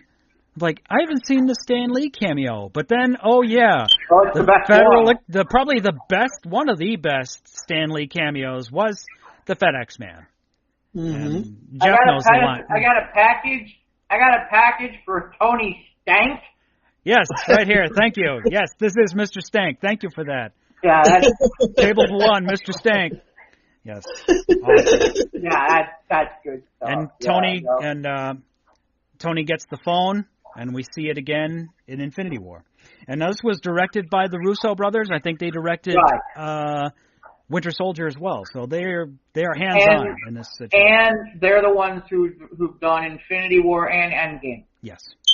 So, the post-credit scenes, Bucky goes on ice in Wakanda, and he's all like, Steve's all like, they know he's here. They're going to try and get him. And he's like, let them try. There's like every scene from Chadwick Boseman is like so badass.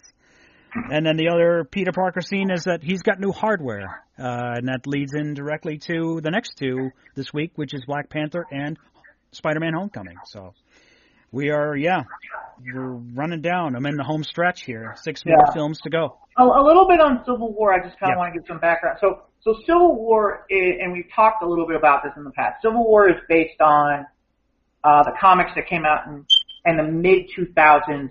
Mark Miller, who has written some amazing stuff. He's written some amazing stuff, some amazing Superman stuff for DC. He's the guy who created Wanted. He's the guy who created Kick-Ass. He's the guy who's involved with Kingsman, who just signed a huge deal with Netflix, where he's going to create comics and he's going to create content for them.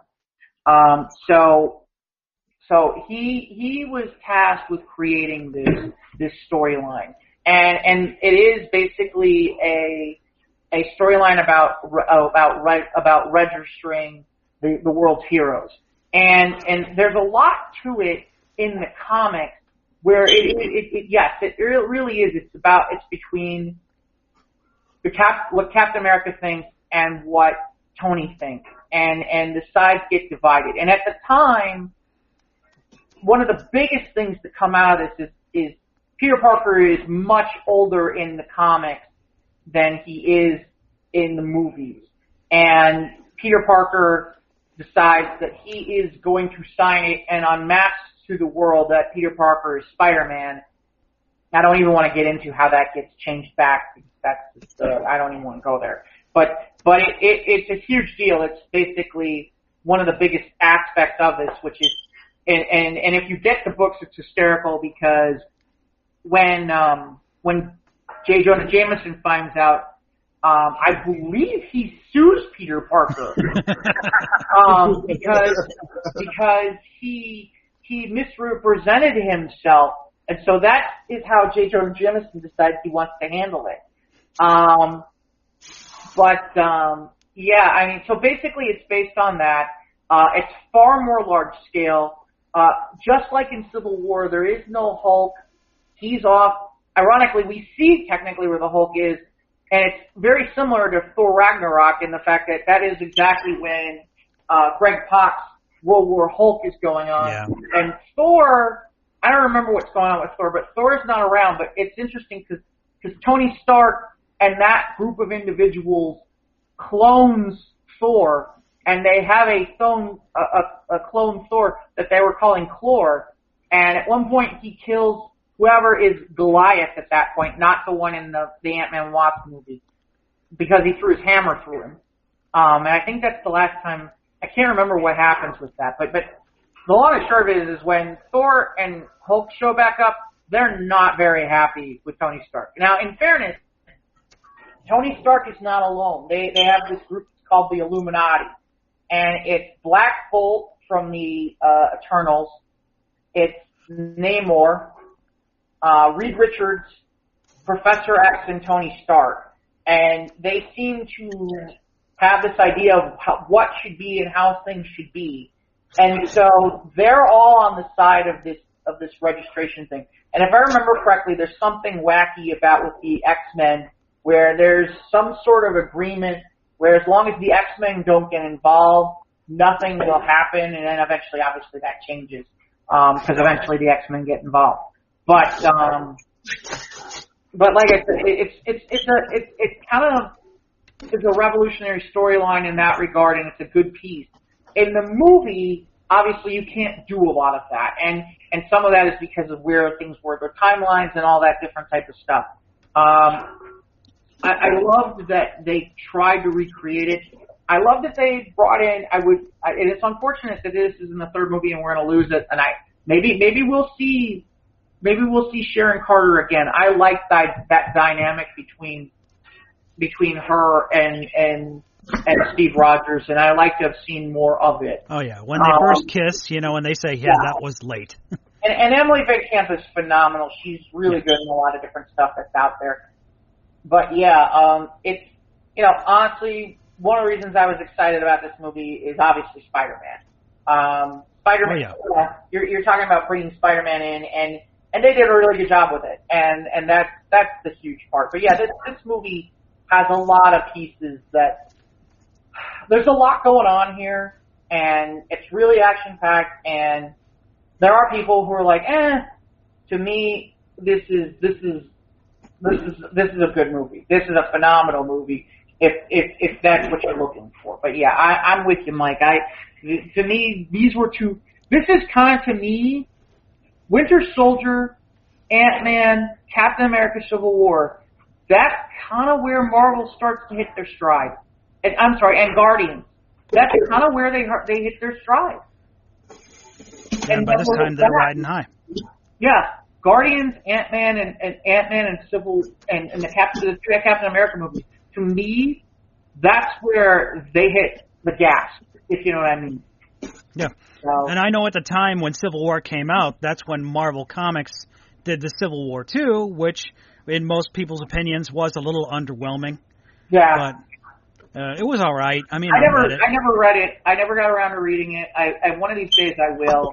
I read it. It was all right. It was fine, but it was kind of it was similar. And then how I think Tony winds up in a coma afterward. But I don't know. And I know this time it was more Captain Marvel versus Tony Stark. That's right. If I remember correctly, their positions ironically are reversed now. Yes. Where Tony's now taking up the Captain America stance, which is hysterical on so many levels. Right. But because of this one mutant who can see into the future, has these premonitions, they're coming true. And yeah, that's what that Civil War 2 was about. It was just fine. It wasn't great, but it was all right. Yeah, no, I heard good and bad, so I get it.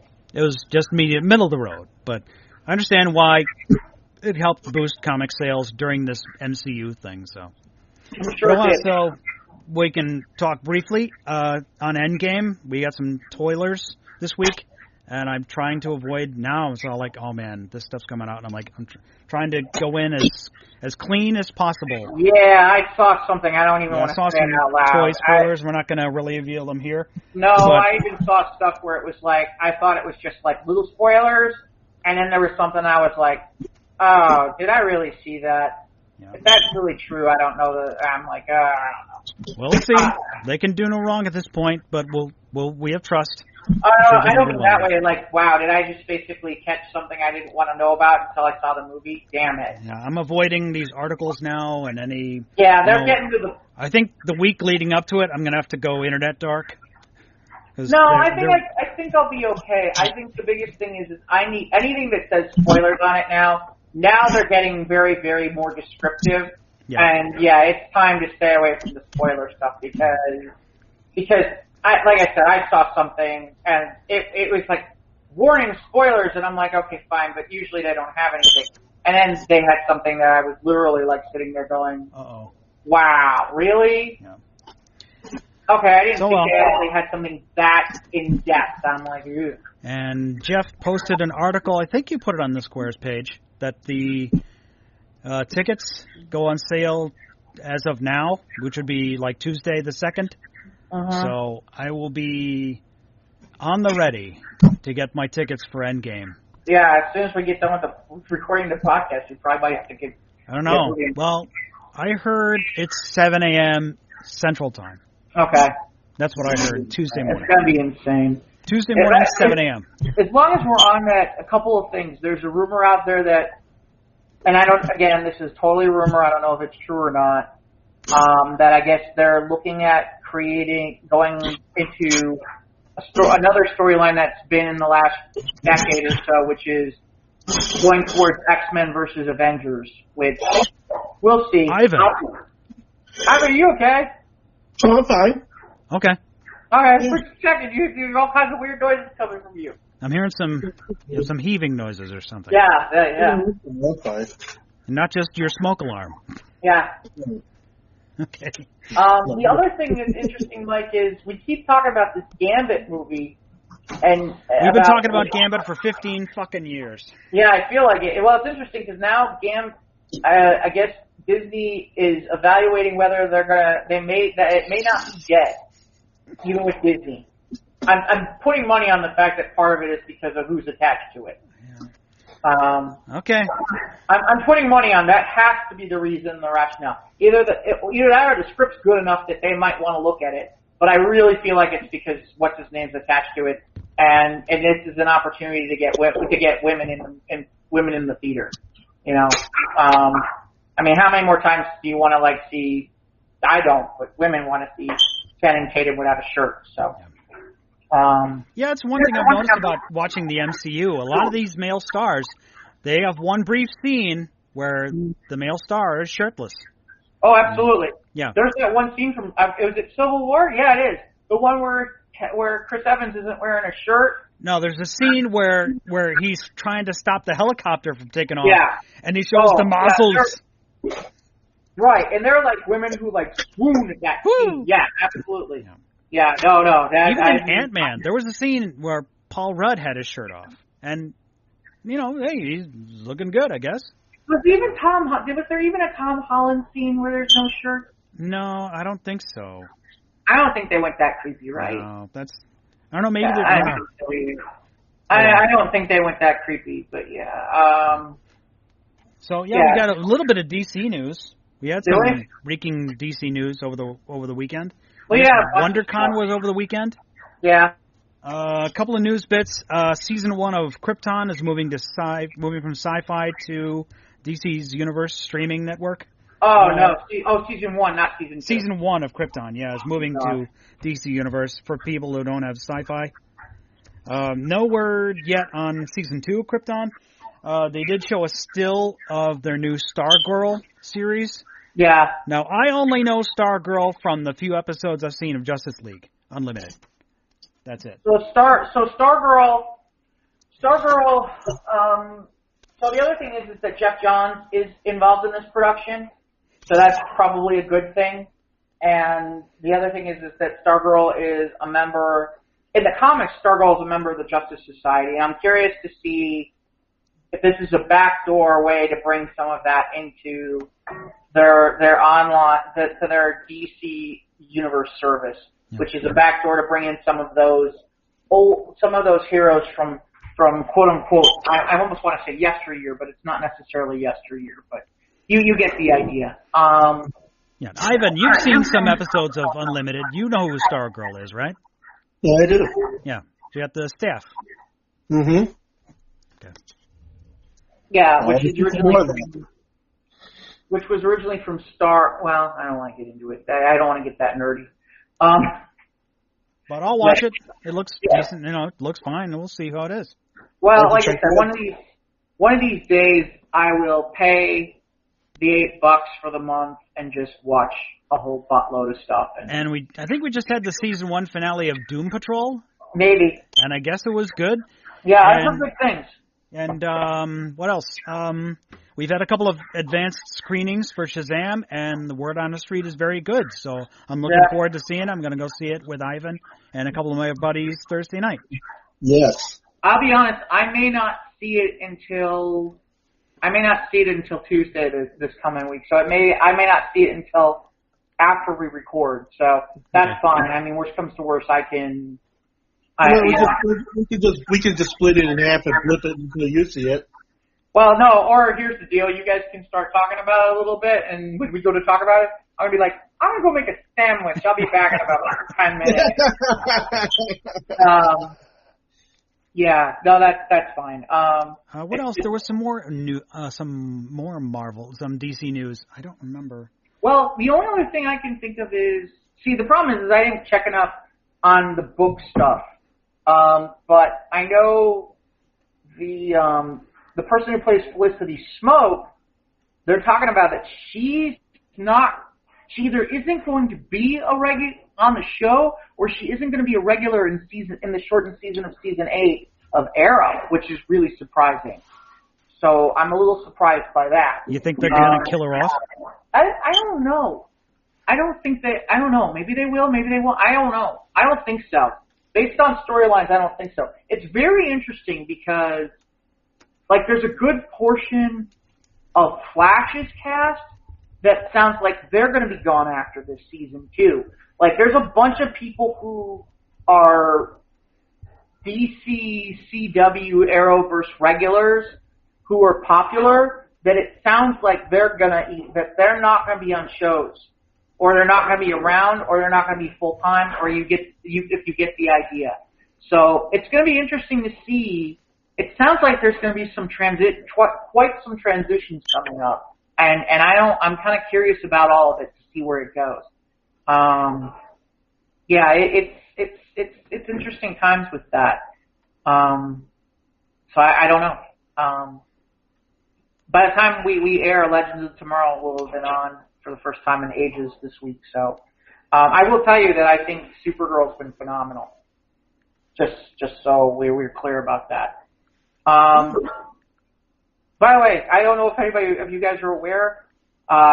This weekend is Wrestlemania weekend. Okay. Yes. Was it 30? What 5. number? 35. 35. Oof. Wow. And then here's the thing. Outdoors in New York. An outdoor venue? Yeah, outdoor. They like to do these outdoor venues, and it's funny. They've gotten real lucky that it hasn't been real cold, or they haven't had any rain yet. Because I'm like, really? I mean, they've done some outdoor venues down south and stuff, but they've done New York, and they've done it this early a couple times and gotten real lucky. And I'm waiting for the one time when it's ridiculously raining or there's snow or something crazy. I'm like, how are you going to send those guys out there? You can't do that. Well, currently, as of today, the forecast for Sunday is 62 degrees and partly sunny. Yeah, see, that's good enough. That'll be enough. Because unfortunately, some of the wrestling fans are a little nuts these days. Some of the really, really hardcores, they'd be out there at -4 and being like, what's the big deal? Let's watch the show. Right. And that's unfortunate. I guess John Oliver talked on Last Week Tonight about... Yeah, totally ripping the WWE's lack of concern for wrestlers and their health care. You know what? The scary part is normally, and I'm a wrestling fan, but I'll tell you right now, he's right. He's 100% right, which is they are all independent contractors, and if they get hurt, they're on the hook for all that. Yeah, did you watch the John Oliver bit? No, I have not yet. Yeah, I did. I have not yet. I have not gotten around to seeing it, but from what I've read, everything he says is dead on. He's 100% correct, and the timing is not coincidental. Well, the thing about it is, you would think that the WWF, being the big entity that it is. Well, first of all, Ivan, we gotta be careful because the WWF for a long time now has been the World Wildlife Federation. So you're talking about the WWE. Yeah, it's the WWE because they lost a lawsuit or something. Yeah. Well, my point is that I was going to make, excuse my Freudian slip is showing. So the thing about it is that you would think that an organization so big in scope, you think they would have made some kind of gesture or allotment or some kind of allowance to have a trust for their aging and their injured wrestlers. I know they're all free agents and everything, but there should be something in place because there's so many stories about what happens to these wrestlers and and the female wrestlers who they've gone to sea, they end up on drugs, they get injured, they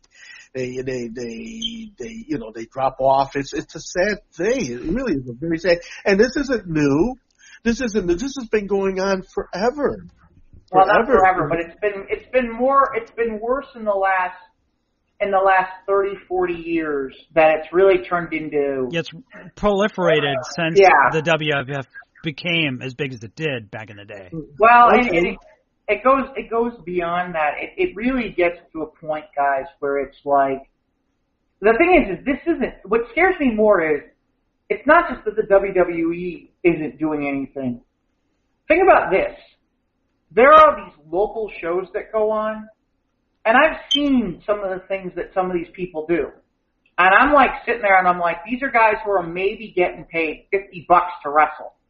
Right. And they're doing stuff where it's like the hospital bill they might go negative just on the hospital bill. Oh yeah. And just because they want to get ahead and they've seen it on TV, and it's like I fear for some of these guys and the safety. And I get it. I love to see that stuff too, but at the same time, you've got to be more careful, and you've got to be. I mean, there's no union. I will say that in situations where there are guys who have had these injuries, Vince McMahon's been really good, and I will tell you too that in more recent years, with the money being what the money is, it's better than it used to be. But there's still stories, and there's a ton of stories about guys who are major names who aren't around anymore. And that list is like a litany of stars, and it's crazy, and it's nuts. And literally stars that have fallen from the sky. Right. Literally. I mean, it was only a couple of weeks ago we lost King Kong Bundy. Right. Well, Bundy's a little older, and I don't know where Bundy was in weight, but you get the point. I mean, but there's guys who should be still in the game. Yeah. But you should watch that John Oliver piece. It's quite informative. I will get to it. But the other thing that's crazy is, I remember going to Wrestlemania 2 as a kid, the one where they had them in 3 locations, and you could walk up and get tickets that day, and I think we might have paid $50 for seats, and they were good seats. To get those seats now, yeah, crazy. You gotta pay like 2 or 3, like that. The price would be like add a few zeros to those seats. And the other thing is, it's gonna be like a 7-hour show. Wow. 7. I mean, I like wrestling, but 7 hours. Like, oh my God. Yeah, but is that just pure wrestling, or is that with all the puffery and drama and all the stuff that's in between it too? Even so, Ivan, 7 hours. That's long fucking time. Yeah, that's long. I mean, that's a crap ton of wrestling there. Well, I mean, like here's perspective, okay? Bullshit. Yeah. If I hadn't won on Sunday, if I hadn't won this past Sunday, I was gonna take Sunday off, and I was gonna watch WrestleMania. And I'll tell you right now, I don't even want to watch with friends, because I'd rather sit in my bed and watch it, because that way if I fall asleep at some point and wake back up, that's okay. Cause like the last time I went to a friend's house to watch it, we were getting near the back end of the good matches, and I was just like, when is this going to be done? Yeah, you're burned out. When is this going to be done? And I'm like, honestly, I don't think I could sit through the real deal. Like, if there was one that I could go to, I don't know that I could sit through 7 hours and not be like, I don't want, no. And to the point of where, So my event that I'm doing on Sunday night ends at 9. I figured out that if I get my butt back and out of there and get home probably by 10 o'clock, I might still be able to watch the last 2 hours of the show, which ironically will probably be all the good matches. And this is on New York, so this is on the Eastern time zone. So the final matches are like after 11 p.m. on a Sunday. It could be. Yeah. It could be. I don't know what time they're starting. Hold on. Maybe I can find out what time. Let me see if I can type it up. Yeah, but the piece was very informative. Talks about how Jesse Ventura he tried to unionize the wrestling, but McMahon shot him down. And they show a brief interview with Roddy Piper, and he admitted, I can't wait for my retirement. My retirement unlocks at 65. I'm not going to make it to 65, and he didn't. No, and that's the scary part. There's a lot of, we're not even talking about Piper. We're talking about. Go ahead. Sorry, Ivan. I'm saying your body takes so much punishment and so much going. It takes years off your life when you're rough on your person like that. I mean, bruises, contusions, broken bones.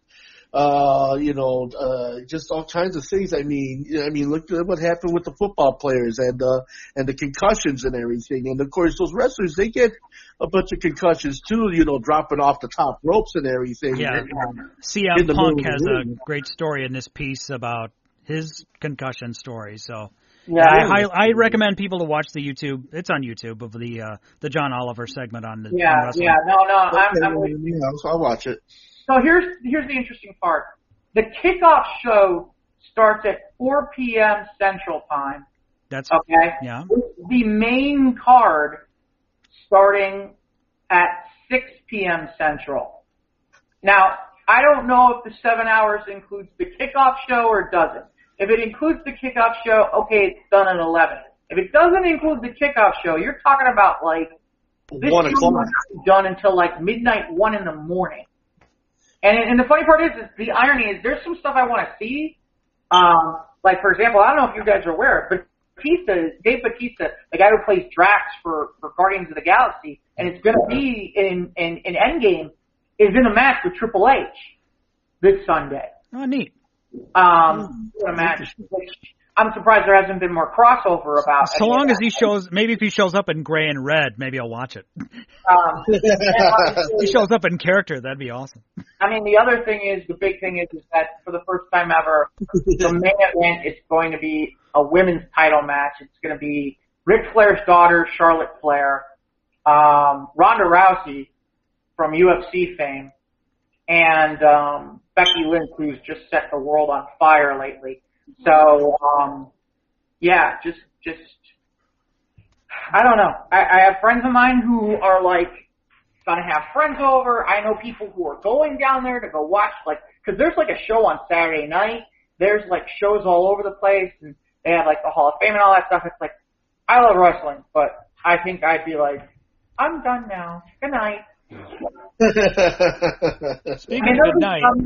There'll be some that'll stick around to be like there for like Monday and Tuesday for the shows afterwards, and I'm like, I'm like, no, I'd be like wrestling overload, kaboom. Yeah, you get a little oversaturated. You get a little sensory overload. You kind of get numb to it, and you just kind of want to step away from it. Yeah, then then it just burns you out. Next thing you know, you're catching these at the end of the sofa. Right. All right. So before go ahead. Do you have anything else, Mike? Yeah, we've got one bit of business before we get to our wacky news. Okay. Something we held over last week because we want Ivan to participate in was the Florida Man Challenge. Man Challenge. I've been holding off about this. What exactly is this? The Florida Man Challenge is you go to the Internet, because the Internet is a repository of awesome knowledge. And you go to the Internet and you Google Florida Man and the day you were born. And you will find out what a Florida man did on your birthday, which is going to be some crazy ass shit. So that's what I will do. So I will. I need the year or just the day? Just the day. Just not the birth date, not your birth date, not the year. So I will put in my birthday and I will search, and what do I get? Let's see. Okay.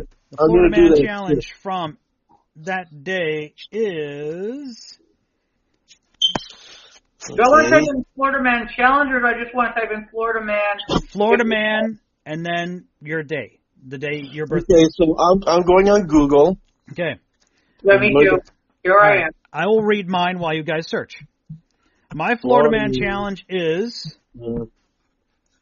Florida Man slapped with a big mouth Billy Bass singing fish after an argument. Okay. Nice. Okay, so I put Florida Man, and then the day I was born. That's right. Yeah. No, well, not the date, not the year, just the month and the day. Month of the day. Okay, August. Well, I've been doing that. I can do mine. Okay. Florida Man shot at roommate over cat hair on couch. Yours is better. Apparently, this was this year. Nice. Wait, that was last year then. Yeah, I'm sorry, last year. This was last year on my birthday. Nice. 58-year-old Florida man shot at his roommate because he was angry about the cat hair on his couch. Facing charges of robbery with a firearm, shooting in a dwelling, aggravated battery, aggravated assault following the incident on early Wednesday morning at his Central Florida home. The guy fired in the direction of the roommate. He said, "The next one's going to be you." Okay. All right, that's enough. Ivan, what do you got? Florida man, drunk and naked, allegedly sets house on fire in failed cookie baking attempt. Okay, that's better. That's the winner. Ivan wins. Right there. Winner, chicken cordon bleu, white cream sauce dinner. Yeah, bananas. An apologetic but confused man greeted Florida firefighters as he allegedly started a house fire as he tried to bake cookies on a George Foreman grill, according to local media reports. Smoke was coming from the house in Niceville, Florida, when the naked man met authorities at the door. According to a police report cited by the Miami Herald, at the time the house was filled with smoke and multiple items were on fire. "I'm sorry," he said to them, and closed the door. The Northwest Florida Daily News reported the man showed no signs of understanding the damage he was in. The Herald quotes a police report. He later told authorities that he had smoked marijuana and consumed 2 liters of vodka, the Herald reports. After the man had been removed from the house for his safety, firefighters informed him that he could have died of smoke inhalation. The Daily News reports firefighters wore oxygen masks as they took burning items from the home. Dude's like, "I just wanted some cookies, man." I had the munchies. Awesome. Yeah, I think the best part of that is he was trying to make cookies on a George Foreman grill.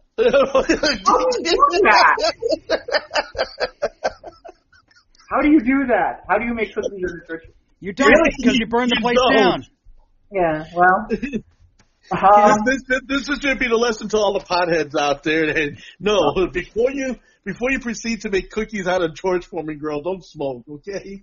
All right. Hey, really fast, I do have something before we get. This kind of falls into wacky news. Okay. So this is from 2 years ago that I found on my page that was really funny, and I'm curious if either of you have either done these or would consider doing them. This is my unofficial. This is kind of my unofficial bucket list of things that we could try to do. Number 1, make vanilla pudding, put in a mayo jar, eat in public. Oh, God. Well, I have made vanilla pudding, and I have eaten mayonnaise out of a mayonnaise jar. I have never eaten vanilla pudding in a mayonnaise jar, no. I would do that. That'd be fun. I've seen the ones where people use a Nestle syrup bottle as a water bottle at the gym. Yeah. I haven't seen that one. I've heard about it. Yeah. I've also seen the one where the people show up with the donut box, and they open it up, and it's all full of veggies. What kind of a sick mother? I'm saying right now, if you don't want to feel like a fat person, don't smoke them. That's how violence in the workplace begins.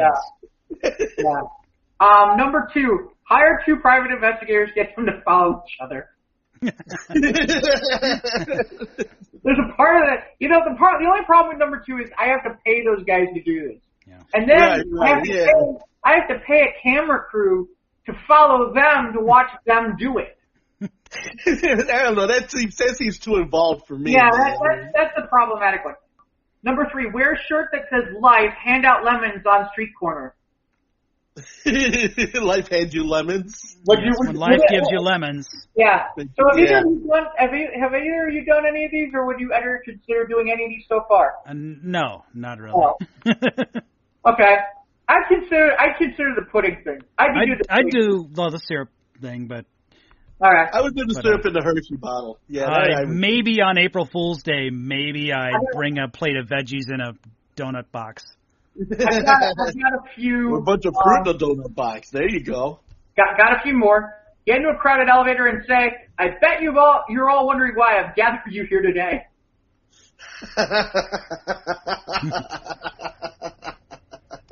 Yeah, awkward elevator situations are I know people who've done that one. I've wanted to do that one, I will admit. I've just never had to touch it. And you get that light chuckle, like your forced laughter, like, okay. Number 5, major in philosophy. Ask people why they would like fries with that. The problem with number 5 is I have to go back and get a philosophy degree, which puts me in debt. So number 5 is not going to happen. I could sit around and ask people why they would like fries with that. I could do that. There's a more practical way to go about it. Right, yeah. Right. I could do part of that. Number 6. I think this is the one you guys might do. Run into a store, ask what year it is. When someone answers, yell, "It worked," and run out cheering. That sounds like an Ivan. That sounds like an Ivan stunt. Yeah. I think Mike would even do that one. I think Mike would do that one too. I think that's my best Christopher Lloyd impression. Yes. Yeah. No, it'd be even better because you do a good Christopher Lloyd. It'd be really funny if you did it in Christopher Lloyd's voice. Yeah. If I get my lab coat and my hair and goggles, yeah. Marty. Yeah. You know what? We should do that. If we film that, we should film that as a bit for YouTube. I would love it. That would skyrocket. People would watch it. It would be huge. Yeah, I think it would. People would watch that one. Number 7, become a doctor. Change last name to Acula. Okay. Dr. Acula. Yeah. Yeah, 7's not happening. Number 8 could work. This could be annoying. Someone might kill me though. Change name to Simon. Speak in third person. Simon says, "I want that hot dog." Yeah. Simon wants pizza. Simon wants shrimp. Simon Bar Sinister. Simon says, "Dry up." You underdog? I want chicken cordon bleu. Oh my. Oh my gosh, here we go. Simon says bananas. 2 more really fast because I thought, like I said, these were good. I wanted to see if you guys would do any of them. Number 9, this one's funny, but this means I gotta buy a parrot and then you gotta clean it. Buy a parrot. Teach the parrot to say, "Help, I've been turned into a parrot." That's awesome. I do that. Too much time though, and then you gotta clean the parrot and keep the parrot, and it doesn't work. I don't mind. I wouldn't mind having a parrot. I came close to having a cockatoo, so that's not far and away from me. So yeah. Number 10, I think we would all do. Okay. Follow joggers around in your car, blasting "Eye of the Tiger" for encouragement. And I just do the Rocky theme. I was like more of a fan of the Rocky theme. Either way, or the training montage song from Rocky 4. Yeah. Or the time warp from Rocky Horror Picture Show. No, that's a different kind of Rocky, Ivan. Yeah, that's a different Rocky. You're in the right ballpark, but you're in the wrong pew. Yeah. Okay. Same church, wrong pew, or something like whatever. All right, goes. I know what you meant. Yeah. Okay. Yeah, we're over 2 hours here, so let's we gotta wrap it up with the wacky news. All right. Do you want to start, or do you want to start? You go right ahead, Jeff. All right. I'm trying to remember where we ended. We didn't talk about the market basket where it was Ghost. No, we didn't talk about that. No. Star Trek fans want to build a statue of Miles O'Brien in Ireland. Okay. Miles O'Brien, who is of Star Trek, Next Generation, and Deep Space Nine fame. Mostly Deep Space Nine. Yeah, mostly Deep Space Nine. Now fans want to enshrine the representation with a statue displayed in Dublin. One fan, Alex Smith, has launched a petition. and hopes that this petition reached its signature goal. It will be included in a proposal to the Dublin City Council to commission an artist and make a statue of Star Trek's Chief Miles O'Brien to be displayed on the streets of Dublin. Okay. Yeah, so I brought that one out for you, Mike. I like Chief O'Brien from DS9, but I'm not okay, you're just wasting time here, folks. Yeah, no. I'll settle for my freaking DS9 documentary that I bought into the crowdfunding campaign last year. I haven't gotten it yet. Where's my DS9 documentary? Oh, man. Okay.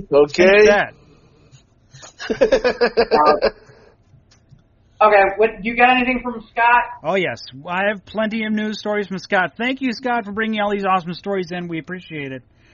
So, okay, so let's see. First one here, we will play this one here from ifuckinglovescience.com. Man was hospitalized after sniffing his own socks. Oh!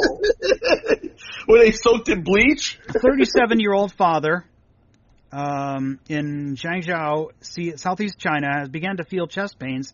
After showing up at the hospital, he was admitted as an emergency case and given an X-ray to determine the cause of his pain as well as an accompanying cough that he developed.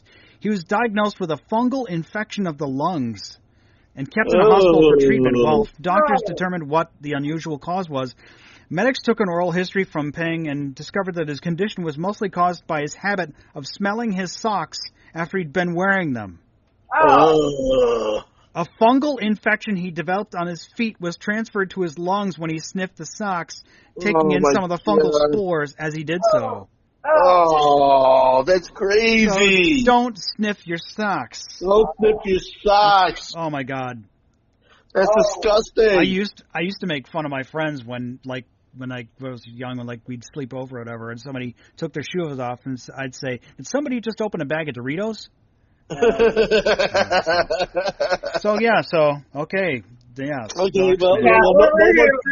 Nobody testing your socks by sniffing. No. Unless she's really hot. If she's really hot, maybe, but otherwise. If you're into that sort of thing, okay, just well, watch I out mean, for. It's like she has to be, Yeah. Like on a scale of 1 to 10, 2 million. That's that kind of thing. Yes, not my bag, but hey, adults can do what they want. Yeah, that's within the boundaries. Yeah, smelling your own socks. Yes. All right. Let's go the other direction, shall we? Yes. And away from this as much as possible. Energy drink was banned after it was found to contain not caffeine, not vitamin B, but Viagra. Oh no. In Zambia, Africa, one popular energy drink was packing too much of a punch and was now banned because it was found to have a secret ingredient, Viagra. The secret ingredient. Of course, as Reuters reports, the drink known as Power Natural High Energy Drink SX. Now, hold on a second. If you saw the letters SX at the end, and then all of a sudden you got a boner, SEX, thank you. SX, not no E. So it was found to contain an erectile dysfunction, which was sold under the brand name Viagra. The energy drink, which is sold in Zambia and several other African countries, including in Uganda, caught the eye of the Ugandan National Drug Authority. They have one of those? After a consumer revealed the beverage gave him an erection that lasted nearly 6 hours. Oh, man. Oh, no. Wow.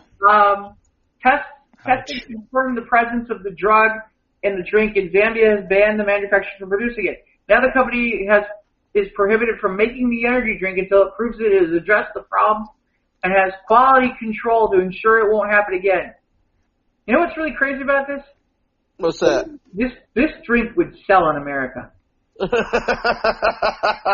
would think this would be like, you could get if John Holmes was still alive, you could get John Holmes to be like, "Hi, I'm John Holmes, and if I ever had a problem, I just pop this.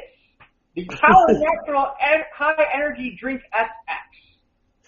Well, would it be something that if they mix the drink, say somebody says, "Hey, I just got this, can I mix this with some alcohol?" Yeah. What do you think the effect would be? Well, yeah, you can do, that's probably, why. That's probably why we can't have nice things. This is why we can't have nice things. That's all I can say to that. What else you got, Mike? Okay, here's a story that's semi-related to. I remember, a couple weeks ago, we had a story about an old couple that escaped to a heavy metal concert. Mm-hmm. Okay, and there's another story, well, obviously the one we just had, about the sex drink. So, an elderly couple who lived in a quiet retirement community in Stockholm, Sweden, has reportedly been sued from blasting Iron Maiden too loud. That's awesome. According to the newspaper, the couple used the English heavy metal band's music to take revenge on a new couple that moved into their neighborhood because other neighbors say the issue started in October when the new neighbors arrived and their sex life was too loud. So apparently the new couple would go at it all night, just as a reminder, and this is a retirement community. So, however, the unnamed couple, an 81 and a 71-year-old, were having none of it and decided to make more noise by turning up the dial on the stereo and chucking on some Iron Maiden. They got so bad, police were called and had to force the entrance into the house while Afraid to Shoot Strangers was playing. But thankfully no shots were fired, and police reportedly charged the couple with harassment, and the lawsuit was later dropped. Oh my God! So, isn't that "Come On, Feel the Noise"? Is that? Yeah. Is that Iron Maiden? No, it's not Iron. That's Motley Crue. No, "Come On, Feel the Noise" is Iron Maiden. Okay. There you go. Well, the girl was rocking the boy, so. That's right. Revenge. I'm calling it audible. It went wild, wild, wild. Because I can't remember if I put this story on our page, but it's definitely on mine because I had to put this up because because of simply just on the headline alone. Kentucky governor signs bill, and this is recent, by the way. This is from March 27, 2019. Kentucky governor signs bill outlawing sex between people and animals. Hooray! I guess a little late, but we'll take it. Governor, I posted this on my page because I just wanted to make fun of Kentucky. However, and apparently it's Senate Bill 67, which prohibits the sexual contact between a person and animal, defining sexual contact as any act committed between a person and an animal for the purpose of sexual arousal, sexual gratification, abuse, or financial gain. Here's the thing. I was really about to make fun of Kentucky because I had to think that had to be the only state. And I was even going to say, see, Indiana was smart enough not to do this. Home state. Who's home state? Oh, you're Illinois, aren't you? I'm Illinois. You lived in Indiana. I did live in Indiana, which is why it was always fun to make fun of it. However, Kentucky is not the last state to do this. Believe it or not, there are 5 places in the United States of America where they do not have a law banning bestiality. Oh my gosh. Would anyone care to guess where they are? No. I'll just read them off. Yeah. Read them off? Yeah, read them off. All right. Wyoming. Okay. New Mexico. Wow. Okay. West Virginia. Okay. We've 15 jokes right there. Yep. Here's the ones where it starts to get wacky. Hawaii. Really? Okay. You can't find... Seriously? In Hawaii? What are you doing? Banging a porpoise? That whale's got a hole. I'm going for it. Yeah, God. And wait for it, because this is where all the jokes could really come in. The last place on this list of places who have not banned bestiality, Washington, D.C. They're all a bunch of fiends there anyway.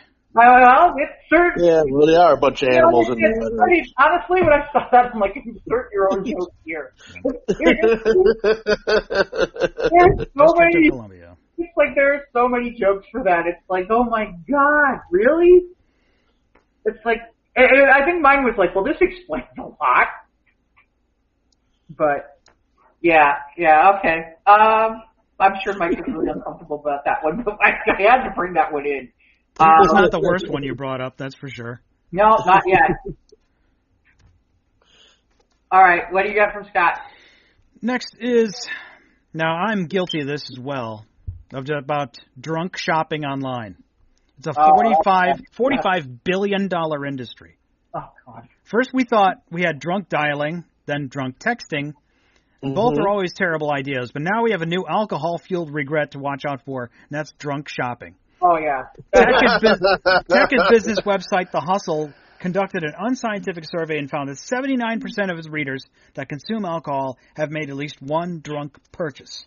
The survey estimates that it's $45 billion a year industry. Oh, my God. Wow, really? With the average wasted buyer blowing $444 per year. Wow.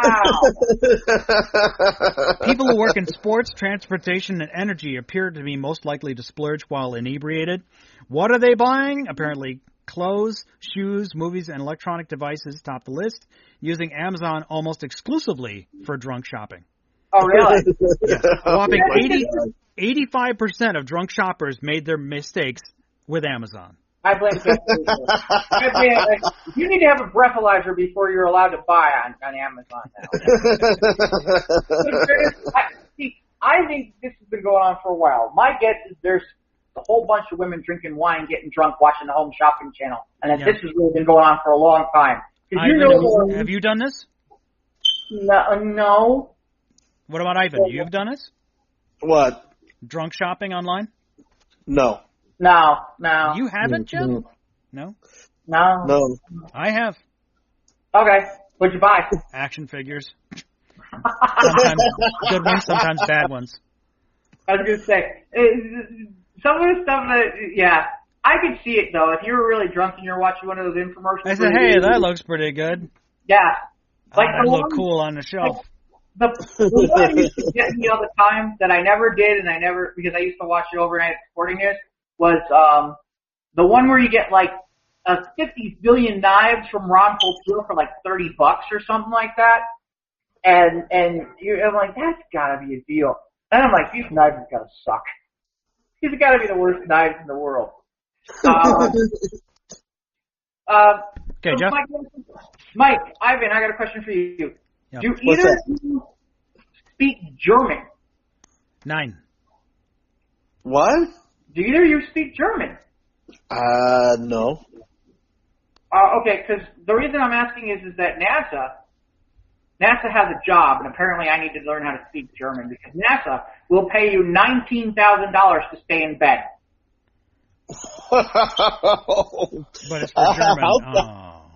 So researchers are trying to find out if artificial gravity can help astronauts spend a long time in space. 2 groups of people will travel to Germany to spend 60 days with their feet propped above their head.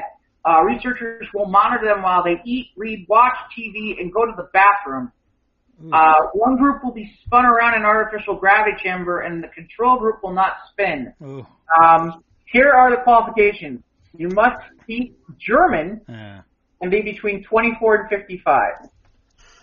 Well, I missed that by 3 years. The part where I don't speak freaking Deutsch is probably my problem. I don't freaking see Deutsch neither. And the other part is I hate to say it, do I really want to be stuck in bed having to try to go to the bathroom? Have to put a catheter in you so you don't move. Might as well be in the hospital at that point. Yeah, joy. No fun.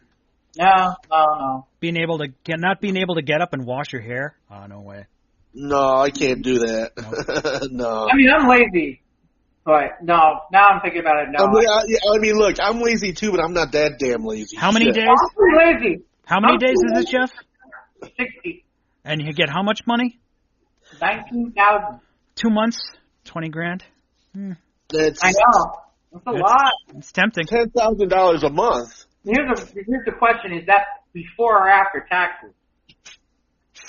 Maybe it's government money, so I don't know. It still technically would be income. So here's the other thing too. Keep this in mind. Okay. So not only is it you're getting paid, but they're going to feed you, and you don't have to pay rent or nothing. And if there's a problem, the chances are they'll send you for doctors and shit. Well, I'm sure it's like The Walking Dead. Like you can once you go a certain number of days without bathing, you get used to it, I guess. Your own stink. I don't imagine that they wouldn't let you bathe. It just would be difficult. Oh, just no. I think unless of course they get some nurse to come in and they bathe you while you're laying there. No, in my luck, she's like. But it would be like the German nurse. Yeah, the hell they're coming out. Okay, it's time for your sponge bath now. Yeah. Time for your sponge bath now. No! Now that I think about it, we don't want the German nurse because every 5 seconds we're going to go, bananas.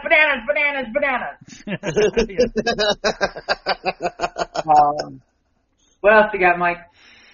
Oh, here's one from, like I said, a lot of these come from New York, because that's where our buddy Scott is from. We appreciate it. A Queens man was arrested for breaking into a Manhattan apartment and licking a sleeping woman's face. Detectives picked up Jamaica statesman on Friday for a truly creepy crime, breaking into a Manhattan apartment and licking and kissing a woman's face as she slept. Oh, God.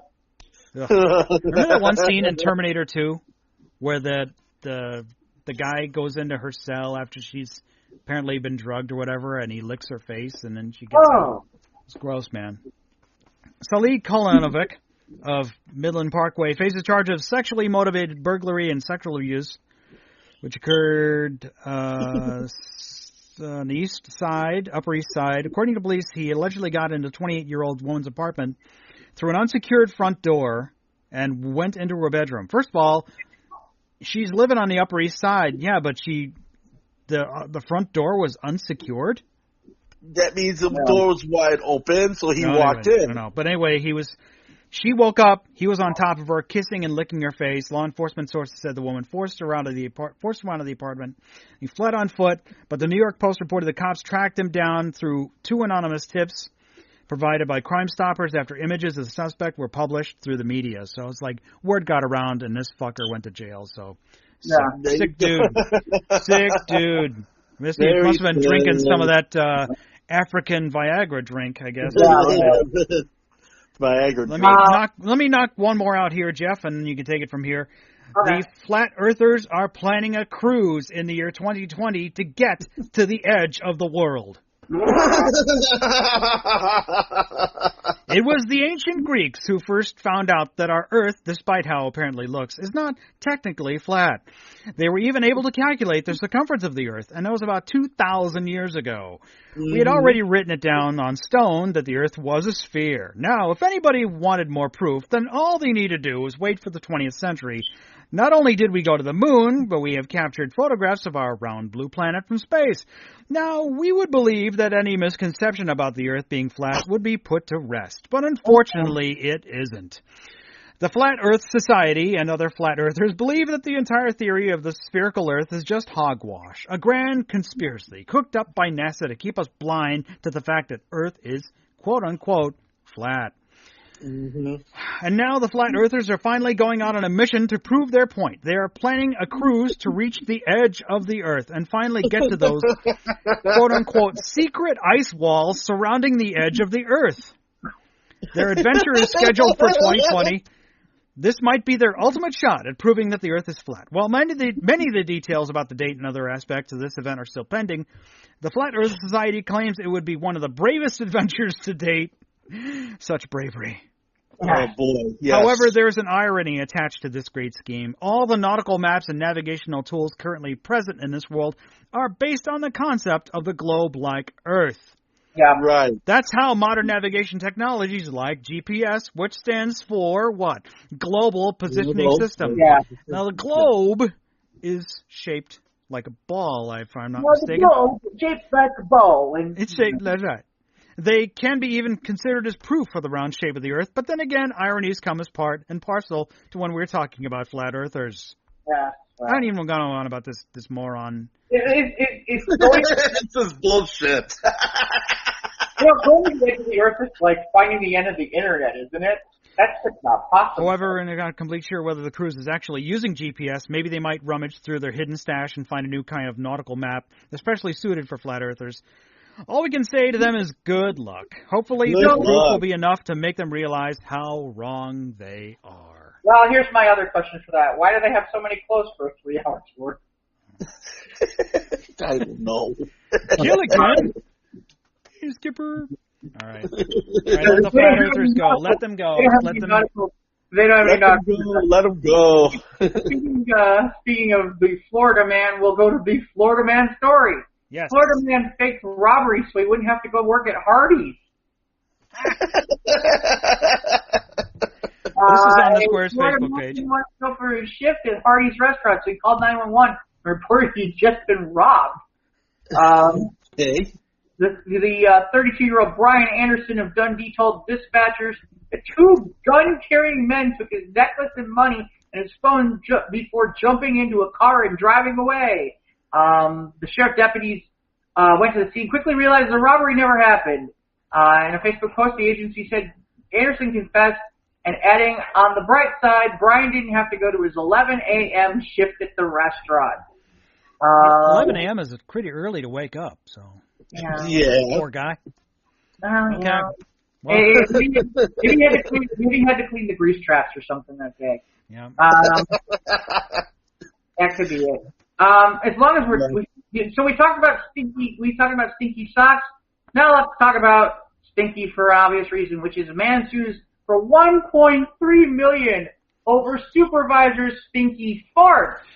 Oh, okay. This is in Australia. An appeals court in Australia will decide based on a nearly $1.3 million lawsuit filed in 2017, who refers to his ex-boss as Mr. Stinky.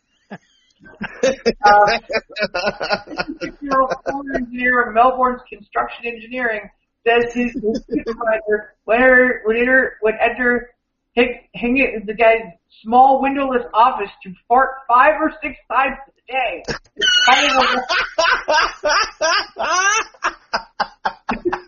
Part of a conspiracy to terminate his employment.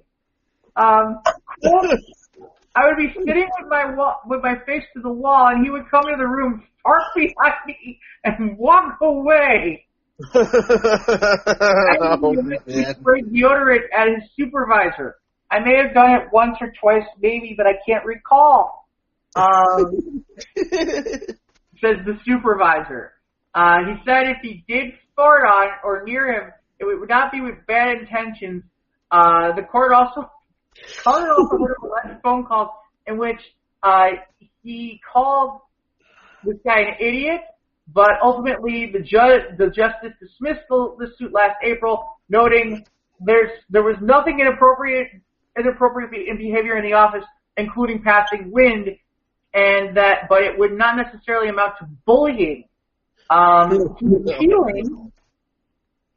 about that there's been harassment, psychiatric trauma, and severe stress. A ruling was expected. When is this from? 27th. Maybe there was supposed to have been a ruling, but I don't have it. The whole thing just stinks like yesterday's diapers. Yeah. So I mean, you know. The two stories we did earlier about the animals in Kentucky and the NASA thing are on our site. I didn't remember if I put them there or not. Here's one that I'm upset about, and you should be too, Ivan.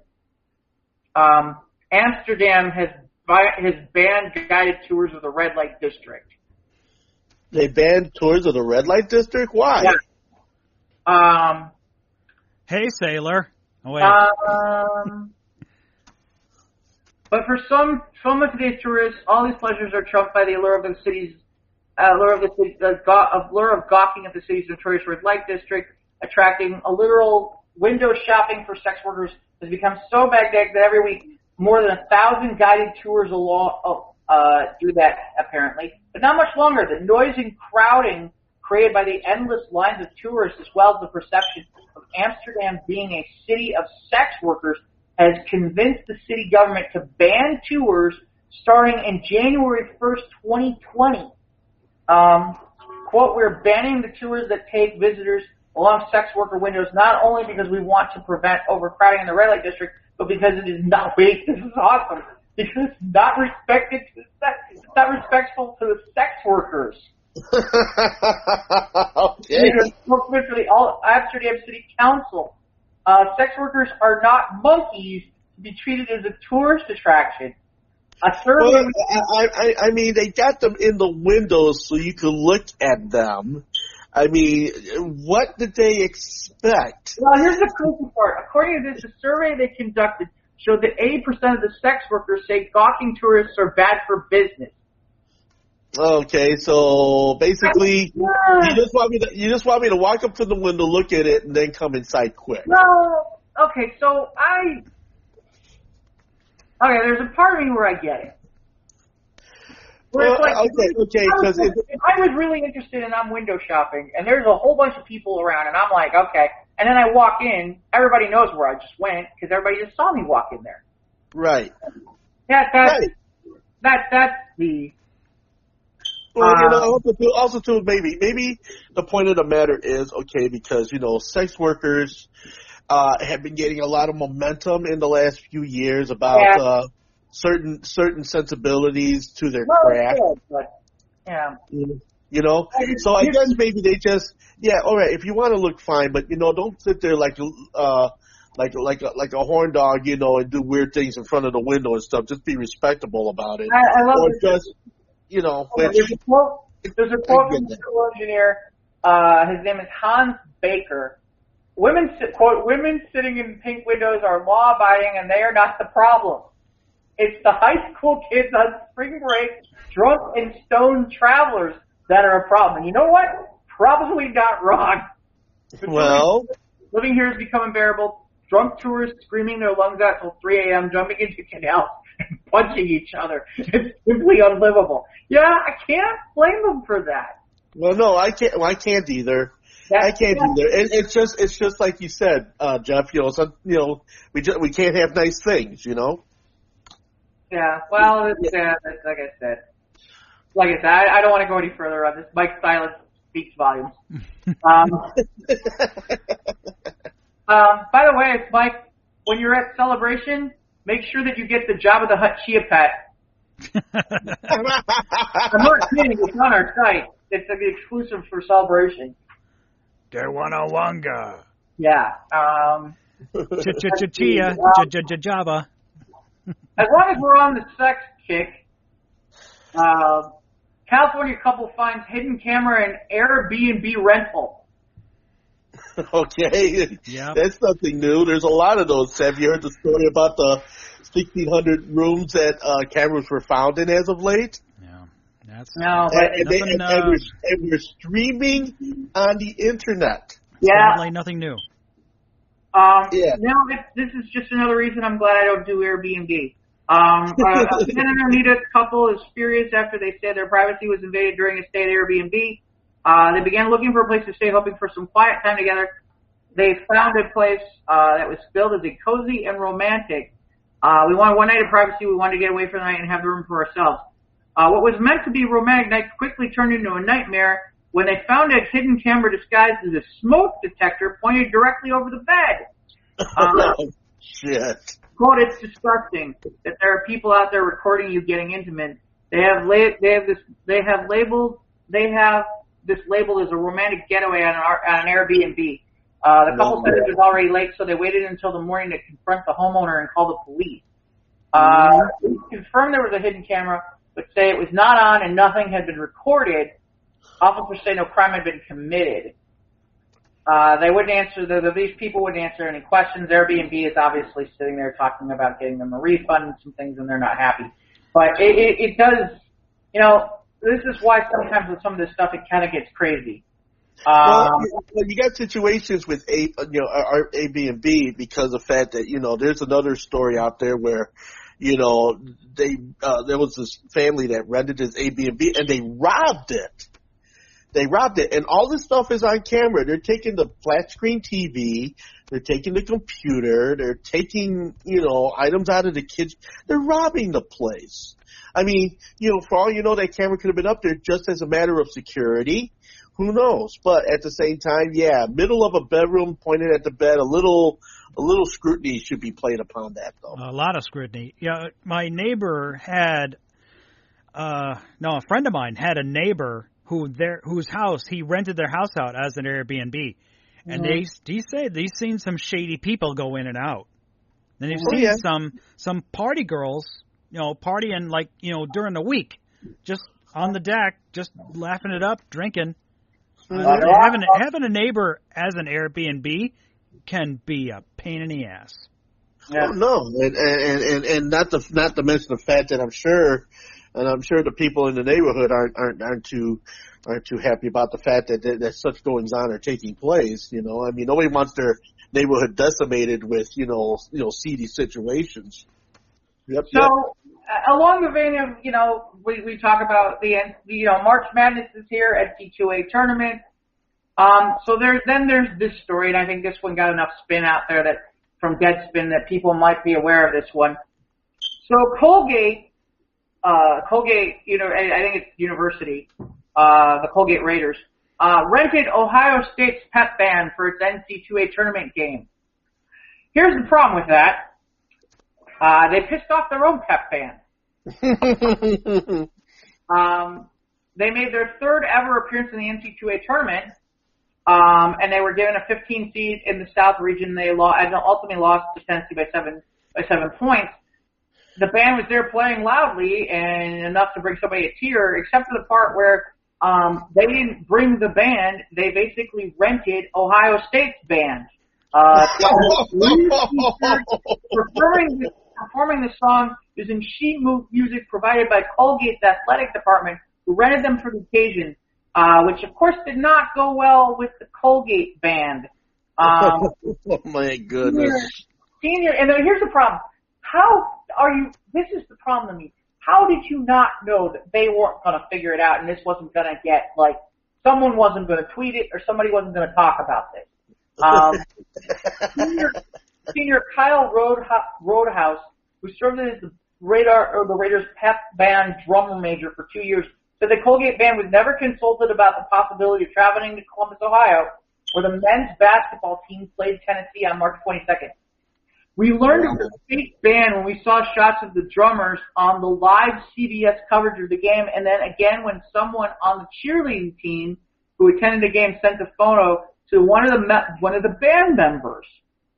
The amusing part is, and then the best is apparently some of the Ohio State band people were also tweeting about their experience being the Colgate band.